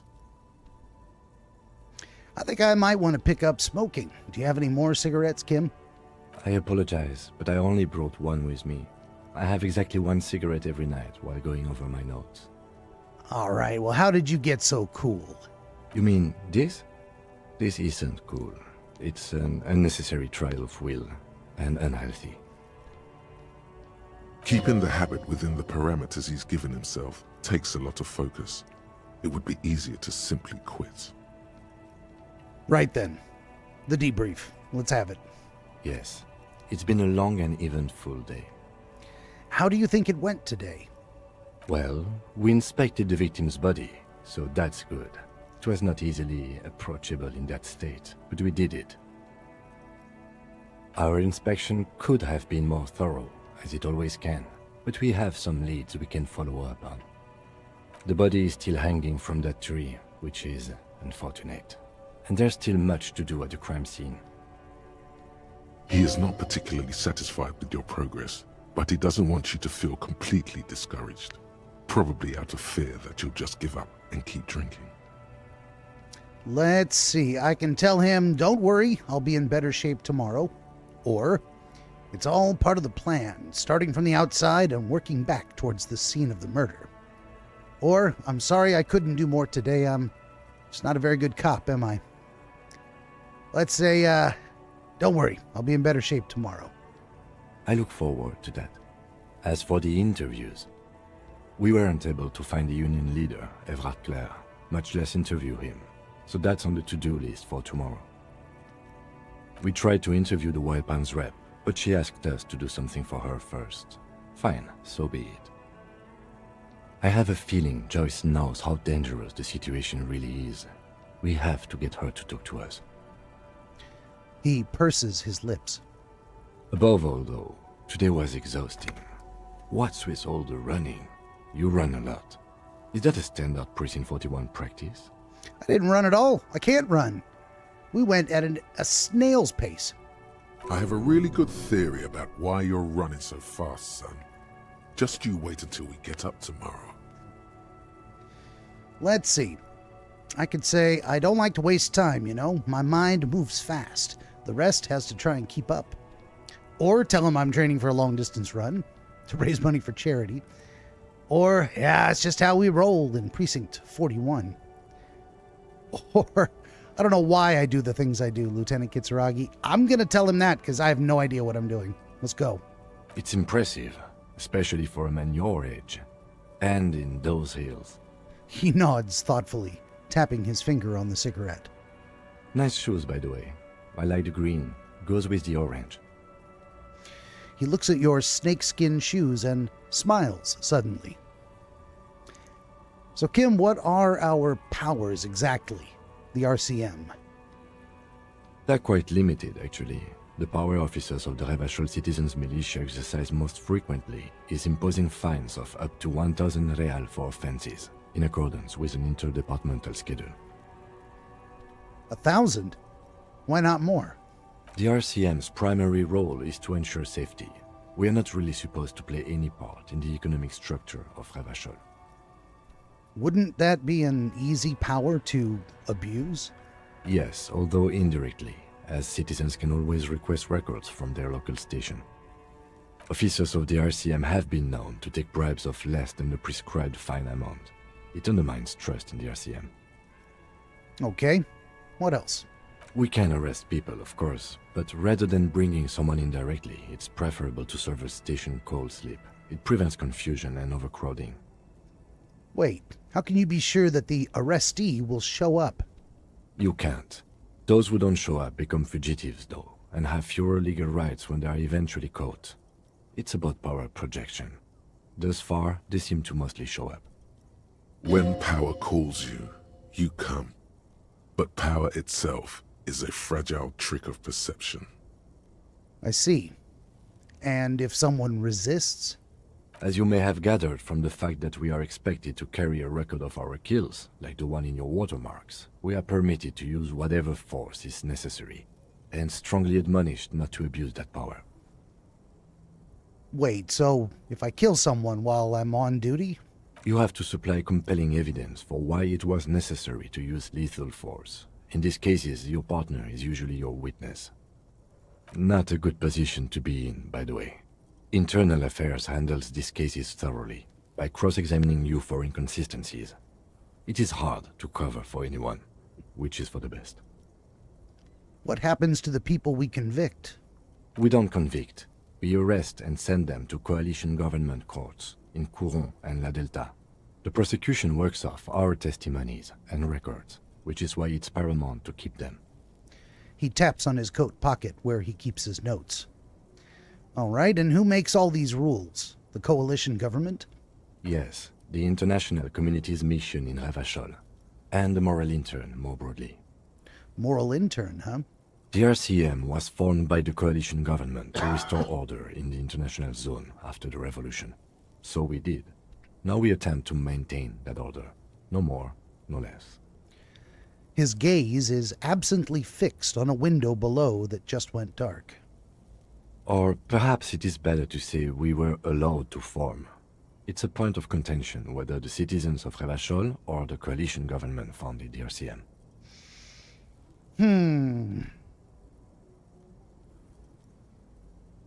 Let's say it was the citizens. Be sentimental if you like. Either way, the moral intern leases us the right to keep the peace in this city, and they will take it away if we misuse it. The moral intern. What is that? The Moralist International are the world's largest political organization. You know who they are. They have been running this place after the revolution failed. I really don't know. How bad is it in here? Oh, that's how bad it is in here, you say, pointing to your head. Okay. There are a union of center-left and center-right parties across the Real Belt. Our coalition government is just one of its many projects. They also run the ICP, EPIS, most intergovernmental organizations in the world. Well, what do they believe in? What do they believe in? They are Dolorians. They believe they continue the humanist project set forth by Her Innocence Dolores Day 4 centuries ago. Others say they are just technocrats. Interesting. Humanists. Her Innocence Dolores Day. What is their symbol? Interesting question. It's a blue forget-me-not. Their motto is love, compassion, self-discipline. I think you can gauge what they want you to think of them from that. Something ominous. Something even a little feminine, but in a strict manner. Indeed, founded by Dolores Day. Let's find out who she is. A historic figure? The author of the modern age? You will have to look elsewhere for opinions. The subject of humanism is too abstract for me. For you, she is something painful, though it's hard to say why. What do you think of them? The moral intern are a fact. I try not to have opinions on facts until they change. And it doesn't look like that's about to happen. It is more than that. There's some kind of affection in him. You like the moral intern, don't you, Kim? Yes, I did, when I was younger. In my 20s, I considered myself a moralist.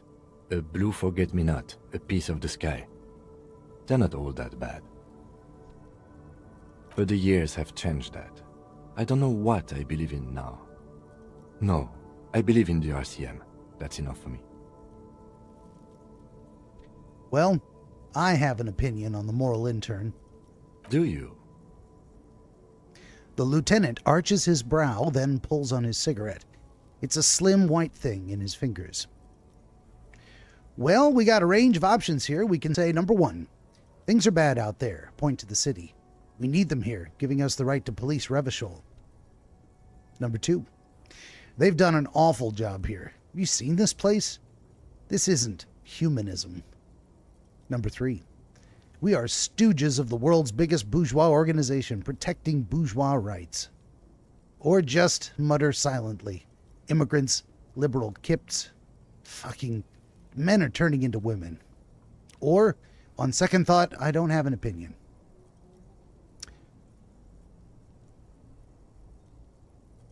We need them to give us the right to police Revachol. I don't think you need an organization to give you a right to do anything. I think rights are inherent.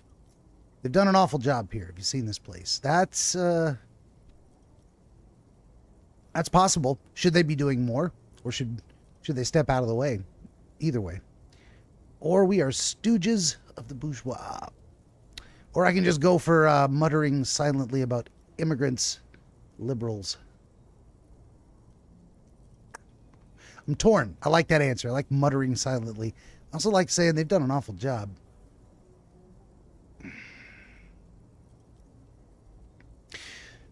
Do I have any reason to have issues with immigrants or liberals? What makes me think men are turning into women? I don't like that one. We're going to go, they've done an awful job here. Sorry, Kim. I know you like them, but this isn't humanism. I don't like this at all. We are in what is called the twilight of international law. The laws we claim to enforce come from the MI. Without them, we are simply vigilantes. Actually, vigilantes is okay with me. Or, yeah, vigilante sounds bad. Or maybe we should make our own law. Vigilantes. I'm going to go with vigilantes are okay by me. Then you will adore Martinez. For many of these people, the Union especially, vigilantes is precisely what we are. Personally, I don't enjoy it much. He looks down at the roundabout. The lights of the orphan district are reflected in his glasses, the red and golden orbs of the motorway sliding like pearls on a string from east to west as Revachol commutes back to the suburbs. Tomorrow is Tuesday. Monday is over. Let's just for a moment say nothing and look out into the night. The dying lights of the city shimmer below. Slowly, like luminous clouds, they pass on his lenses. The lieutenant looks at his slim cigarette, contemplating the next drag. This soldier is the highlight of the day for me, he thinks. This little stick right here. They really don't like us here. And the mouth on that kid, Kuno. It's different inland, in Jamrock and the GRIH. Why are they like this, Kim? It's our fault for leaving this place to the dogs, to the Union, to the company, not daring to come here more often. It's like I told you, this place is an orphan, fallen between the cracks. And in Jamrock, in the GRIH? We run this city. West of the river is RCM land. He looks at the dark silhouette of the equestrian monument cutting into the night sky. It's incredibly hard. Human beings are... But we are in control, and it's worth it. The organization works. Our systems work. If they didn't, the city would disintegrate. Night. Captain Ptolemy Price steps into the yard. A piebald horse waits by the motor carriage, chewing oats out of an oat bag. Seagulls fly overhead. The sky is black. Captain Price wears a black suit and a standard patrol coat as he mounts the horse to head home. Rows of houses on either side, hunching over the sidewalks, and Precinct 41 with its dome roof growing distant. Around him, the streets are silent. A kid on the corner waves at the captain as he takes the turn on Petition and Main. The horse neighs. The captain nods back. Thanks, kid, he thinks. He's grateful. That was my esprit de corps telling the story about the captain and my empathy. Thanking the kid. Feeling grateful. Let's see. I hope our investigation will help improve things here, at least do some good. Yes, that's what I believe. Me too. But I wouldn't count on any drastic changes in our lifetimes. Thanks for this, Kim. Good talk. Yeah, it's getting very cold now. Let's go. Plus 30 XP gained from completing the end of the day debrief with Kim. So each time I do it, I suppose we'll get another little recap of the story. I guess it's bedtime, huh? We click end, and what happens? Autosave, and we're just still here. All right, I'm gonna leave him to do his thing. Oh, he's gonna follow me. Bedtime, I suppose.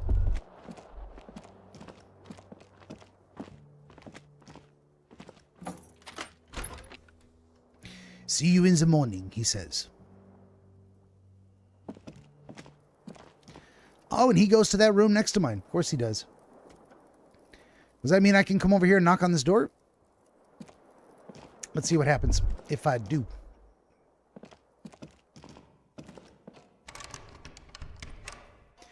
Nothing but a jiggly handle sound. Come on, this has got to be a shared bathroom with Kim, right? This goes into his room just like this goes into mine. That must be it. That must be all there is.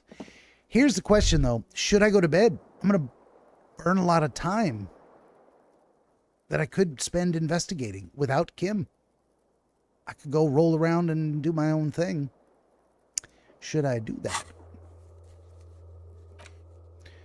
What is it showing me on the map here? Is it showing me? Wow, there's all kinds of stuff. Oh, wait a minute. What?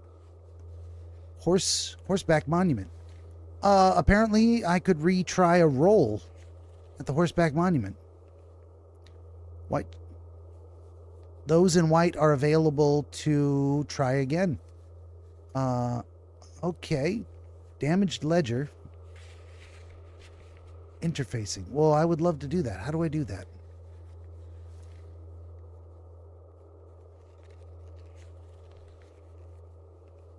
I could try the sleeping dock worker again. What is it? What is the damaged ledger? What does that mean? Damaged ledger. Are these the are these on my tasks? Is there one called damaged ledger? Find booze, get the body down, make a truce with Kuno, track down the badge, find out who put the clothes in the trash. Who reported the crime? Secret passages. Sing karaoke. Track down the gun. Find money for the rent. Yep.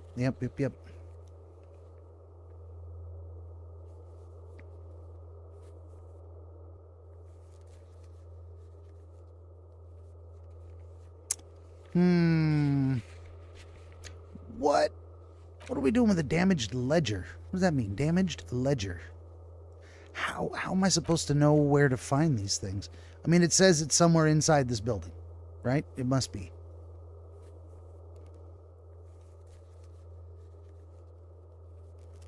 Horseback monument. It's right out front. Should I go out front and have a look at it? How do I find... I mean, the sleeping dock worker's downstairs. Doesn't tell me how... I mean, it says challenging, but it does... The medium ones should be easier to do. How do I find out about a damaged ledger? That doesn't ring a bell at all.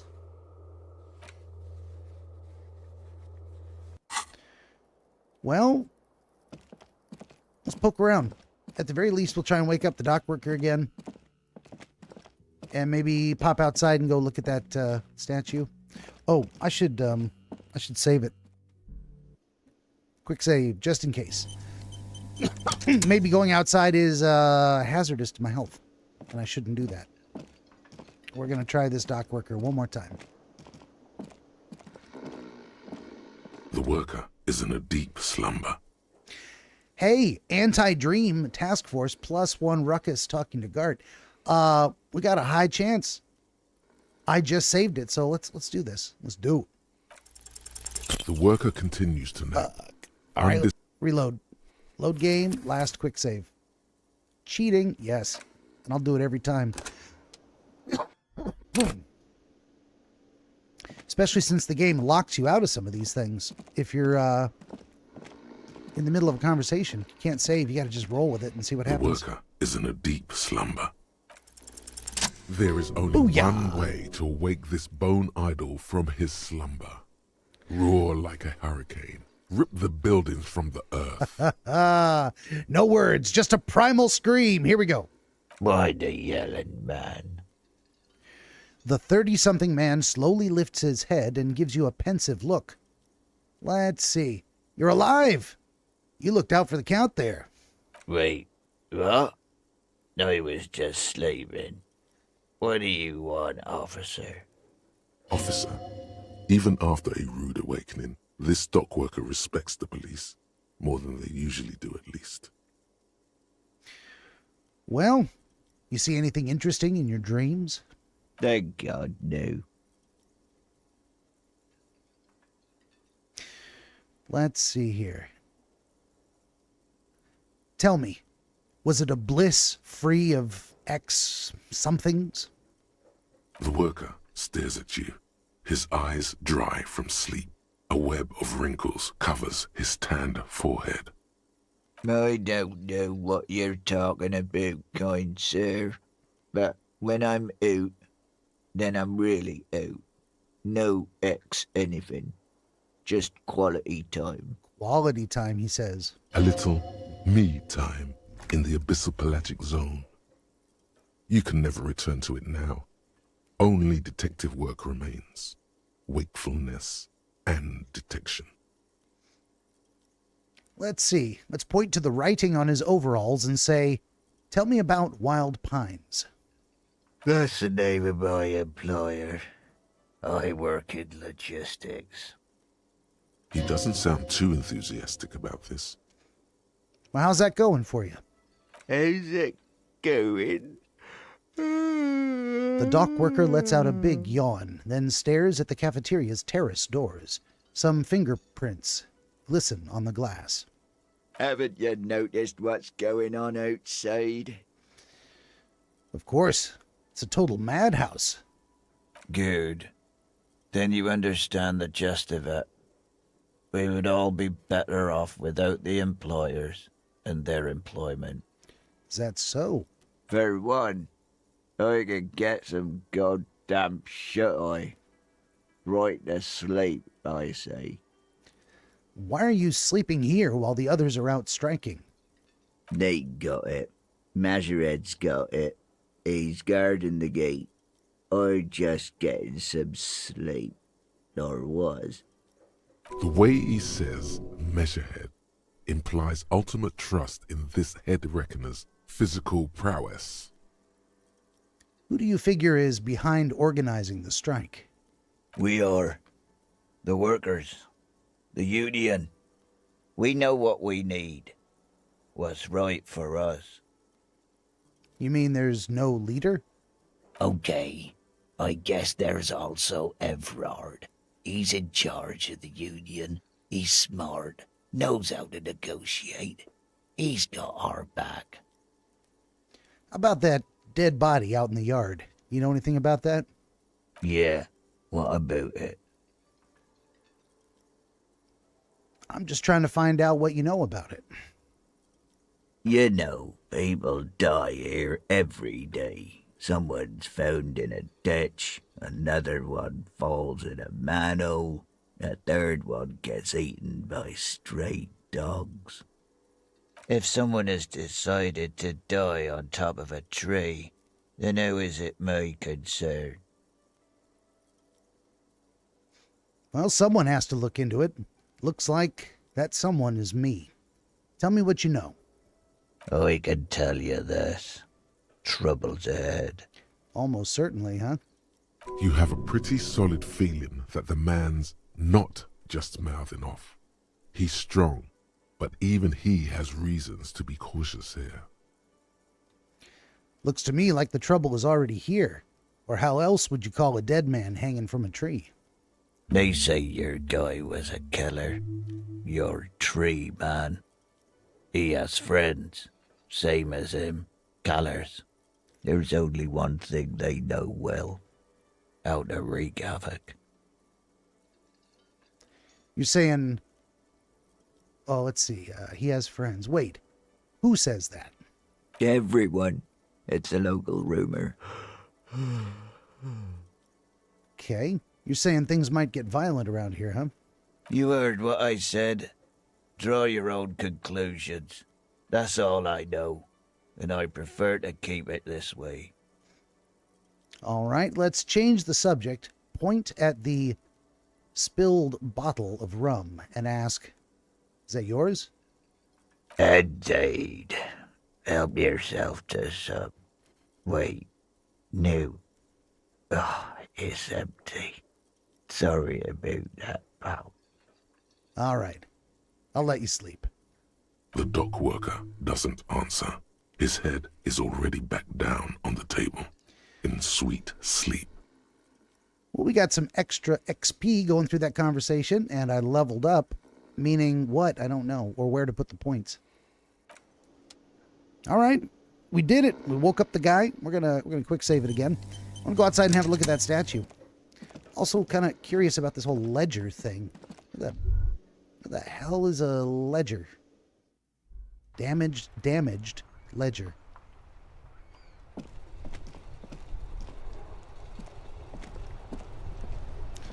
Wait a minute, we gotta go this way. Oh, okay, nighttime. That dude's not there anymore. But she is, the gardener, still just chilling out in the dark.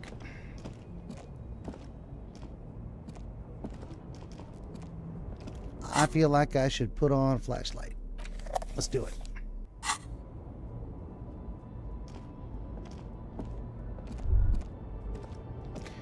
There was something about this statue. We're gonna try it again.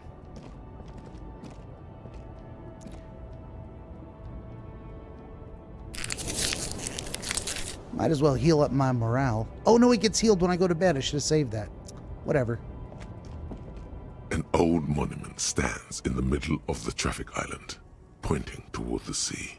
It looks as if it's been... We're not gonna listen to that a bunch of times. We're gonna play this like a game. We're gonna quick save, and we're gonna roll, and we're gonna keep rolling until we win. An old monument stands in the middle of... The more you ask yourself, the less you know. Nope. We're gonna load and go back. Quick save time.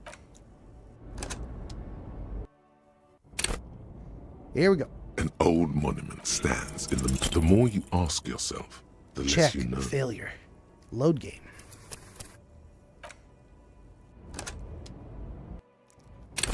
One more time. An old monument stands in even by the standards of the Philippian kings. Old sumptuous Philip was known for his profligacy. Profligacy, you say? In what way? Well, he blew through the whole national treasury, starting the decline of one of the penultimate century's greatest superpowers, the suzerain of Revachol. Is that so? His own maladministration foreshadowed the fall of the monarchy. During the anti-centennial revolution, an end to his family line and the monarchy on the Insulindian Isola. How did he manage to blow through the entire national treasury? Stories have it that he had his bedroom converted into a treasure chamber, where he stored unfathomable wealth.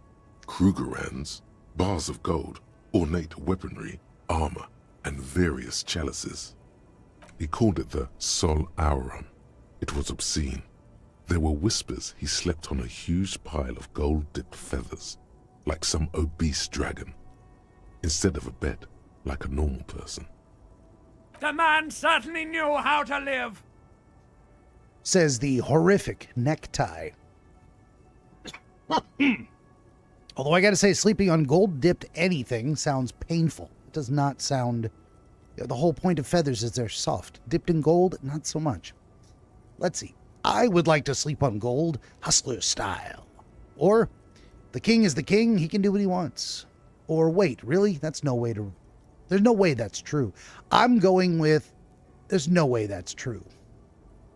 But wait, you haven't even heard about his fabled cocaine addiction. The what now?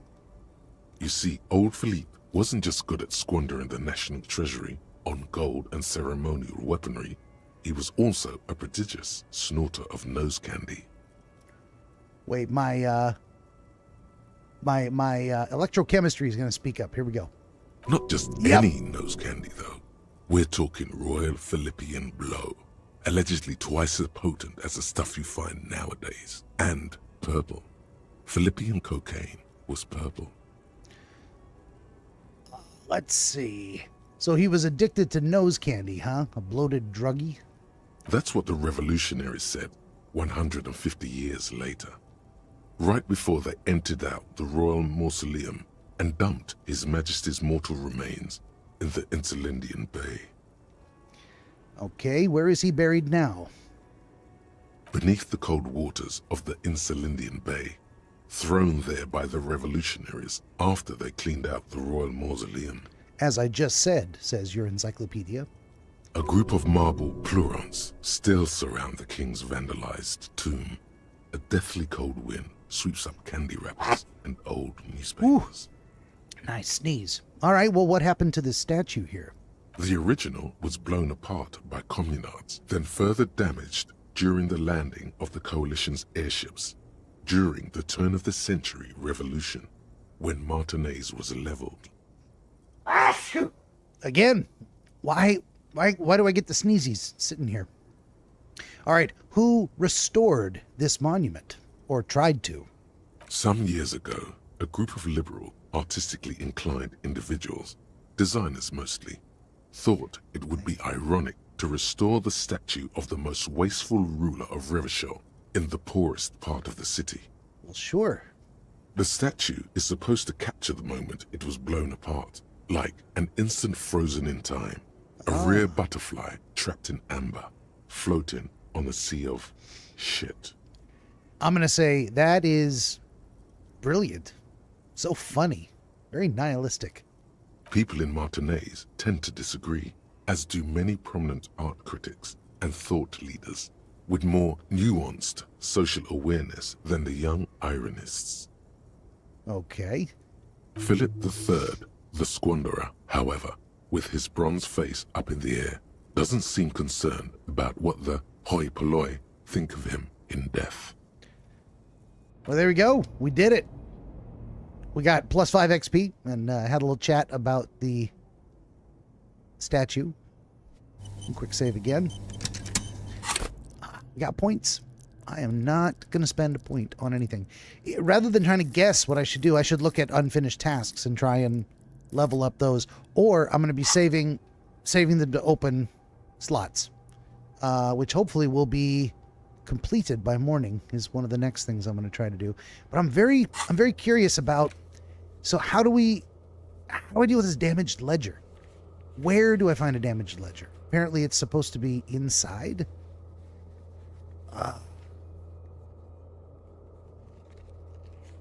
Or I could try punching Measurehead again. We're not going to do that. The barbell, no. The ice cream maker, no. The map wall, challenging. The backyard wall, impossible. Joyce, Esprit de Corps, legendary. These are all, they're open, but they're not happening. What is happening here? It's down to the bottom of the list again, and it won't let me up. There we go. Get all the way up there. Yeah, I'm really kind of obsessed with getting these done. I want to find out where this whole, so you are here, wonderful, but damaged ledger, it's inside somewhere. Let's look around. I might have to look it up. All right, let's go back inside.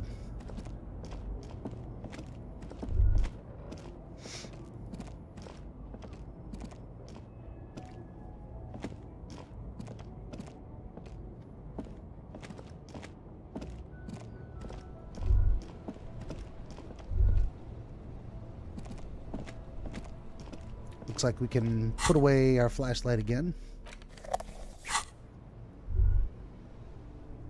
Is there any purpose in talking to that lady again? I don't think so. Damaged ledger. I mean, is it her? Hello again, sweetie. Not that I can tell.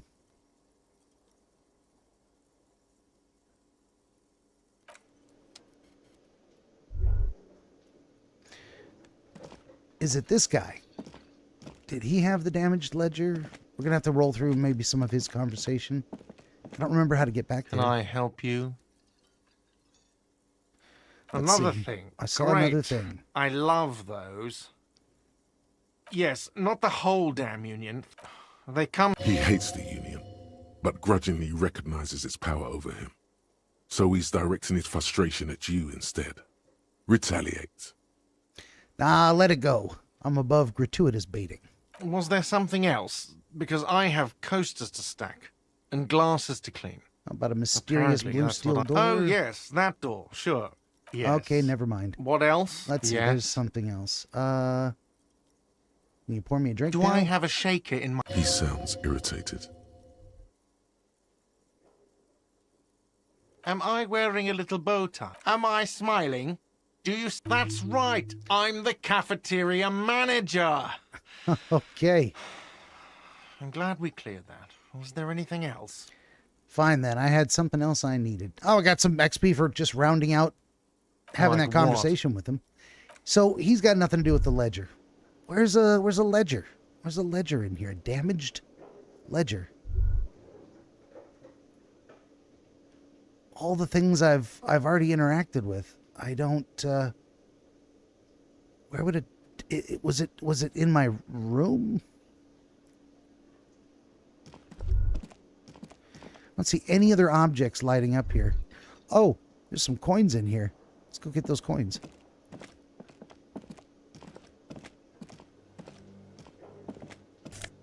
Look at that. 50 cents. I'll take it. Oh, what is that up there?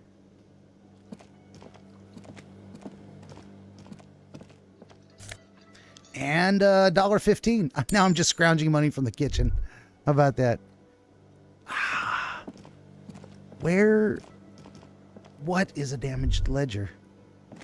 We might have to look it up. I'm just getting nothing. Nothing's lighting up in this area at all. Sleeping dude, I could bother him again, but that's what it shows me on the map is that it's in this general area, which could mean what? Out back? Was there something on the ground I failed to observe?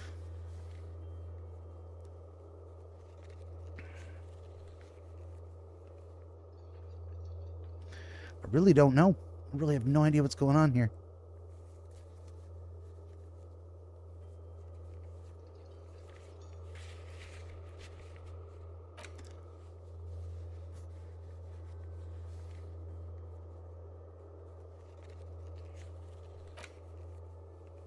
Get the body down, make a truce with Kuno, find smokes, track down your badge. Oh, is it something in my inventory?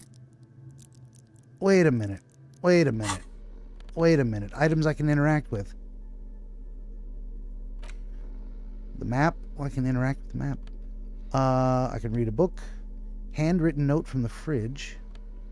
Damaged ledger. Oh, there it is. It was in my inventory all along. All right, let's interact with that again. It's the ledger you found in the trash. A cabbage of papers hanging from the board. Okay. With the permeables drawer inside. It's barely held together by a clip. Then all right. We're going to do this. We're going to save it. And I'm going to bust that thing wide open. Let's do this now. Where is it? Okay. Damaged ledger, interact. It's the ledger you found in the trash. A cabbage of papers We've hanging got from the board. A better chance. 58%. Do it. It's proving to be hard. Fail. Load. Save scumming the shit out of this. Glad I saved it. Excuse me. It's the ledger you found in the trash. It's proving... Boom! Here we go. Third time's a charm? Yes, no? It's the ledger you found in the trash. Yes, it is. At last, you find a way to piece them together using the alphanumeric code on the margin. HDB 41, date of initialization and time of arrival on the scene, followed by the title. For example, HDB 41120111700. The Next World Mural. Wait, HDB 41. Weren't those the officer precinct? Why, yes. Your precinct number is 41. And what does HDB mean? Every last alphanumeric in the files begins with it. And these are your case files. It's safe to say HDB are your initials. Okay. Could I be Horace Debbie Beringer? Or Hram Darjan bin Zakin? Or those aren't my initials, I'm not feeling them. Or, wow, I don't know what to say. Or, I think what you meant to say was R.A.C. Raphael Ambrosius Cousteau. Let's go with the first answer and see if there's a whole conversation we can have about this. That is improbable. Okay, that is improbable. My logic has spoken. All right, how long does it take to read a case? It takes about half an hour to piece one together, using the system you've devised. Where do you want to start? Oh boy, it takes about a half an hour to piece one together. What? Do I want to do that right now? I don't think I do. I can revisit this. Let's put the case files away. Not much has changed in the meanwhile. A bunch of sodden papers still sags from the clipboard. All right, we're going to put the ledger away and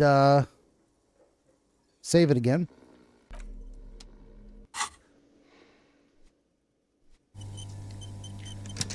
Oops, and we're going to go back in there and try that next one. It's the ledger you found in the trash. A First cabbage of time, just relax.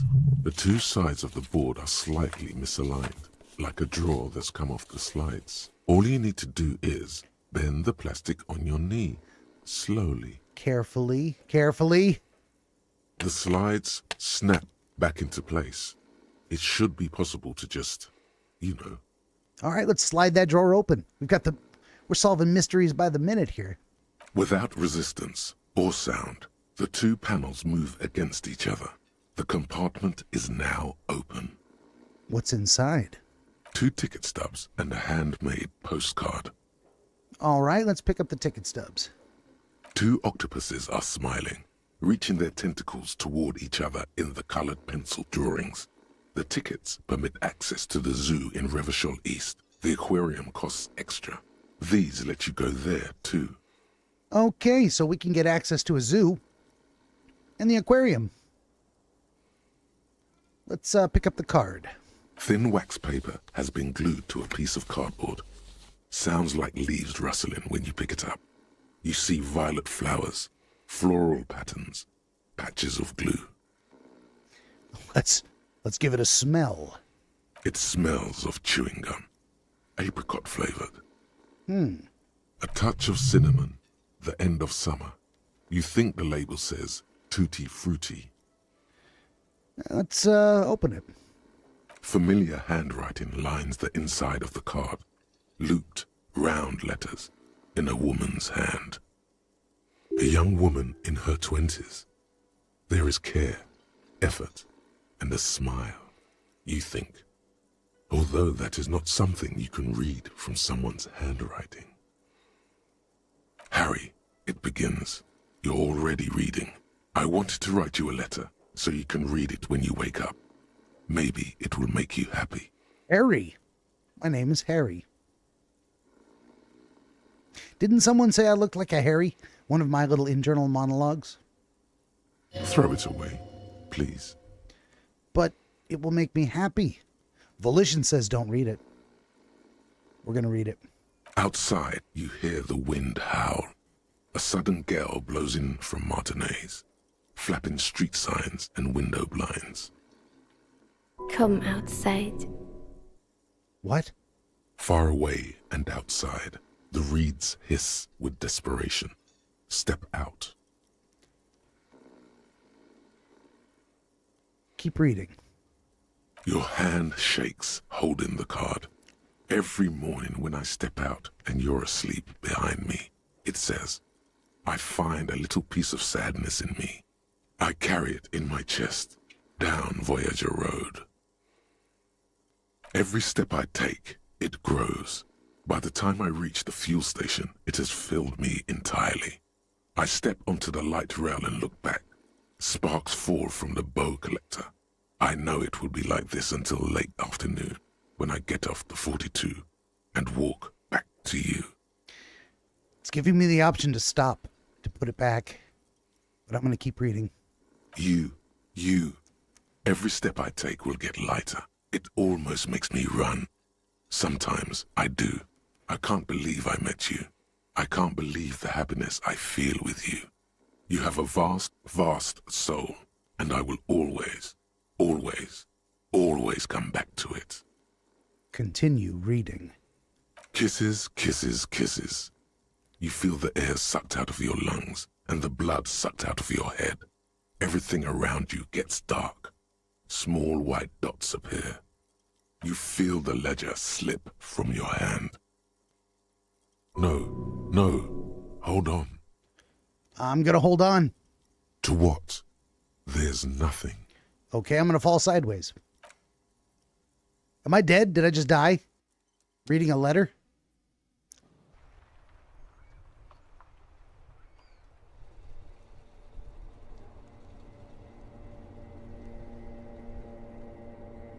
What is happening?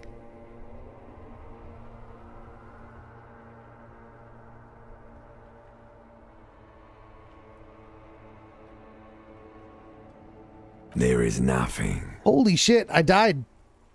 That was it. We're going to load the game. It gave me so many warnings to stop reading. Holy Jesus. Well, we're definitely, we got to go through that again. Where is it? Ledger. It's the ledger you found in the trash. Is still Failure. not. All right, don't read the letter. Apparently, we are not meant to know. Wow. So many ways to die, and all of them is just you're killing yourself with a broken heart. It's the ledger you found in the trash. A cabbage. Just relax. The All right. slides. What are you waiting for? That's because you know where this leads to. Of course That I do. doesn't sound like it's gonna be fun. The horrific necktie says. Without resistance, two We ticket slide it stubs open, and two look at the ticket octopuses are stubs. smiling. All right, Read pick up the thin card, wax paper smell as it. smells. A touch of Open it. familiar hand. A young woman in her 20s. Harry, it begins. Throw it away, please. But it will make me happy. Outside. Come outside. I'll take this outside. Leave. Okay. So maybe going outside is the only way to finish the letter? We're going to quick save it again. And we're going to go outside. If I read the letter outside, what happens? Where is it? Here it is. Interact. It's the ledger you found in the trash. A cabbage of papers hanging from the board. Without resistance or sound. Pick up Thin the wax card. paper has been glued to a piece of cardboard. Open it. Familiar handwriting lines the A young woman in her Harry, it begins. You're already throw it away, please. We're going to keep reading. Your hand shakes, holding the card. Every morning when I step out, every step I take, you. Kisses, kisses, kisses. You feel the air sucked out of your lungs and the blood sucked out of your head. Everything around you you feel the ledger slip from your hand. No. Hold to what? It kills you no matter what. Apparently so.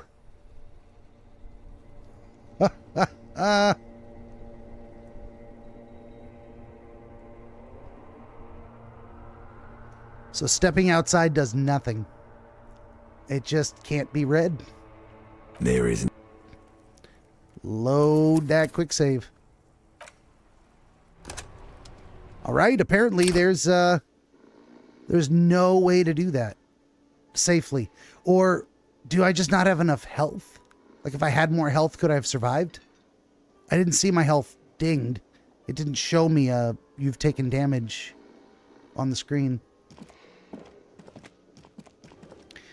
Okay, well, now I've got more solidly in my head this whole idea of the damaged ledger.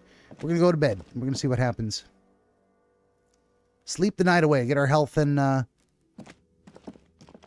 morale back.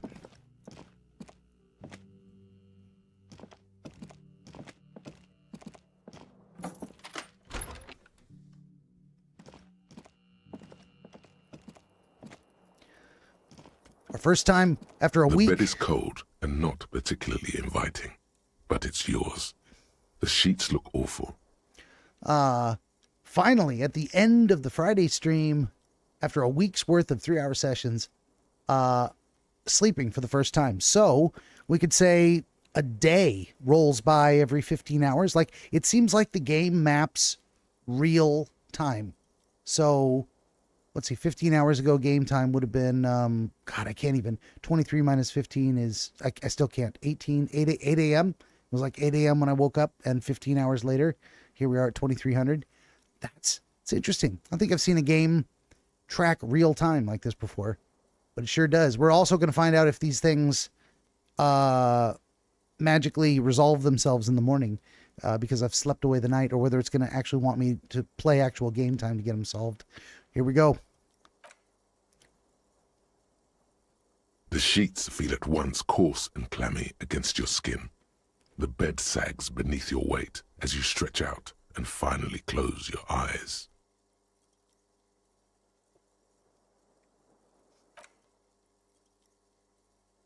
And then sleep. And then sleep. Sleep doesn't come. But I want to sleep. Obviously, you're in bed with your eyes closed, but it's not happening.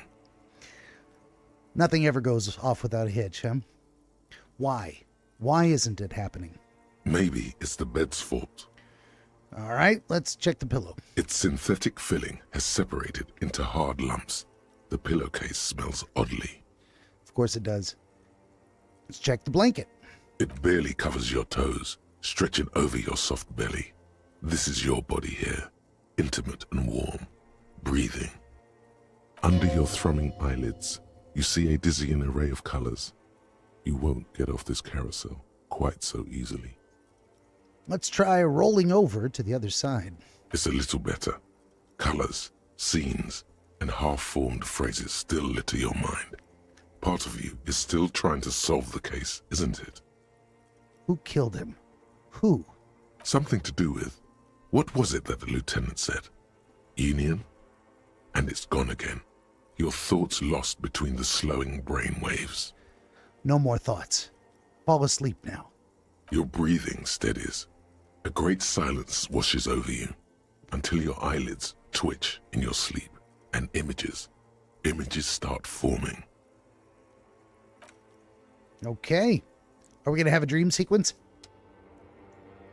We are. Oh, shit. We can save it. We're going to do a hard save right here. Dreamscape. Day 1.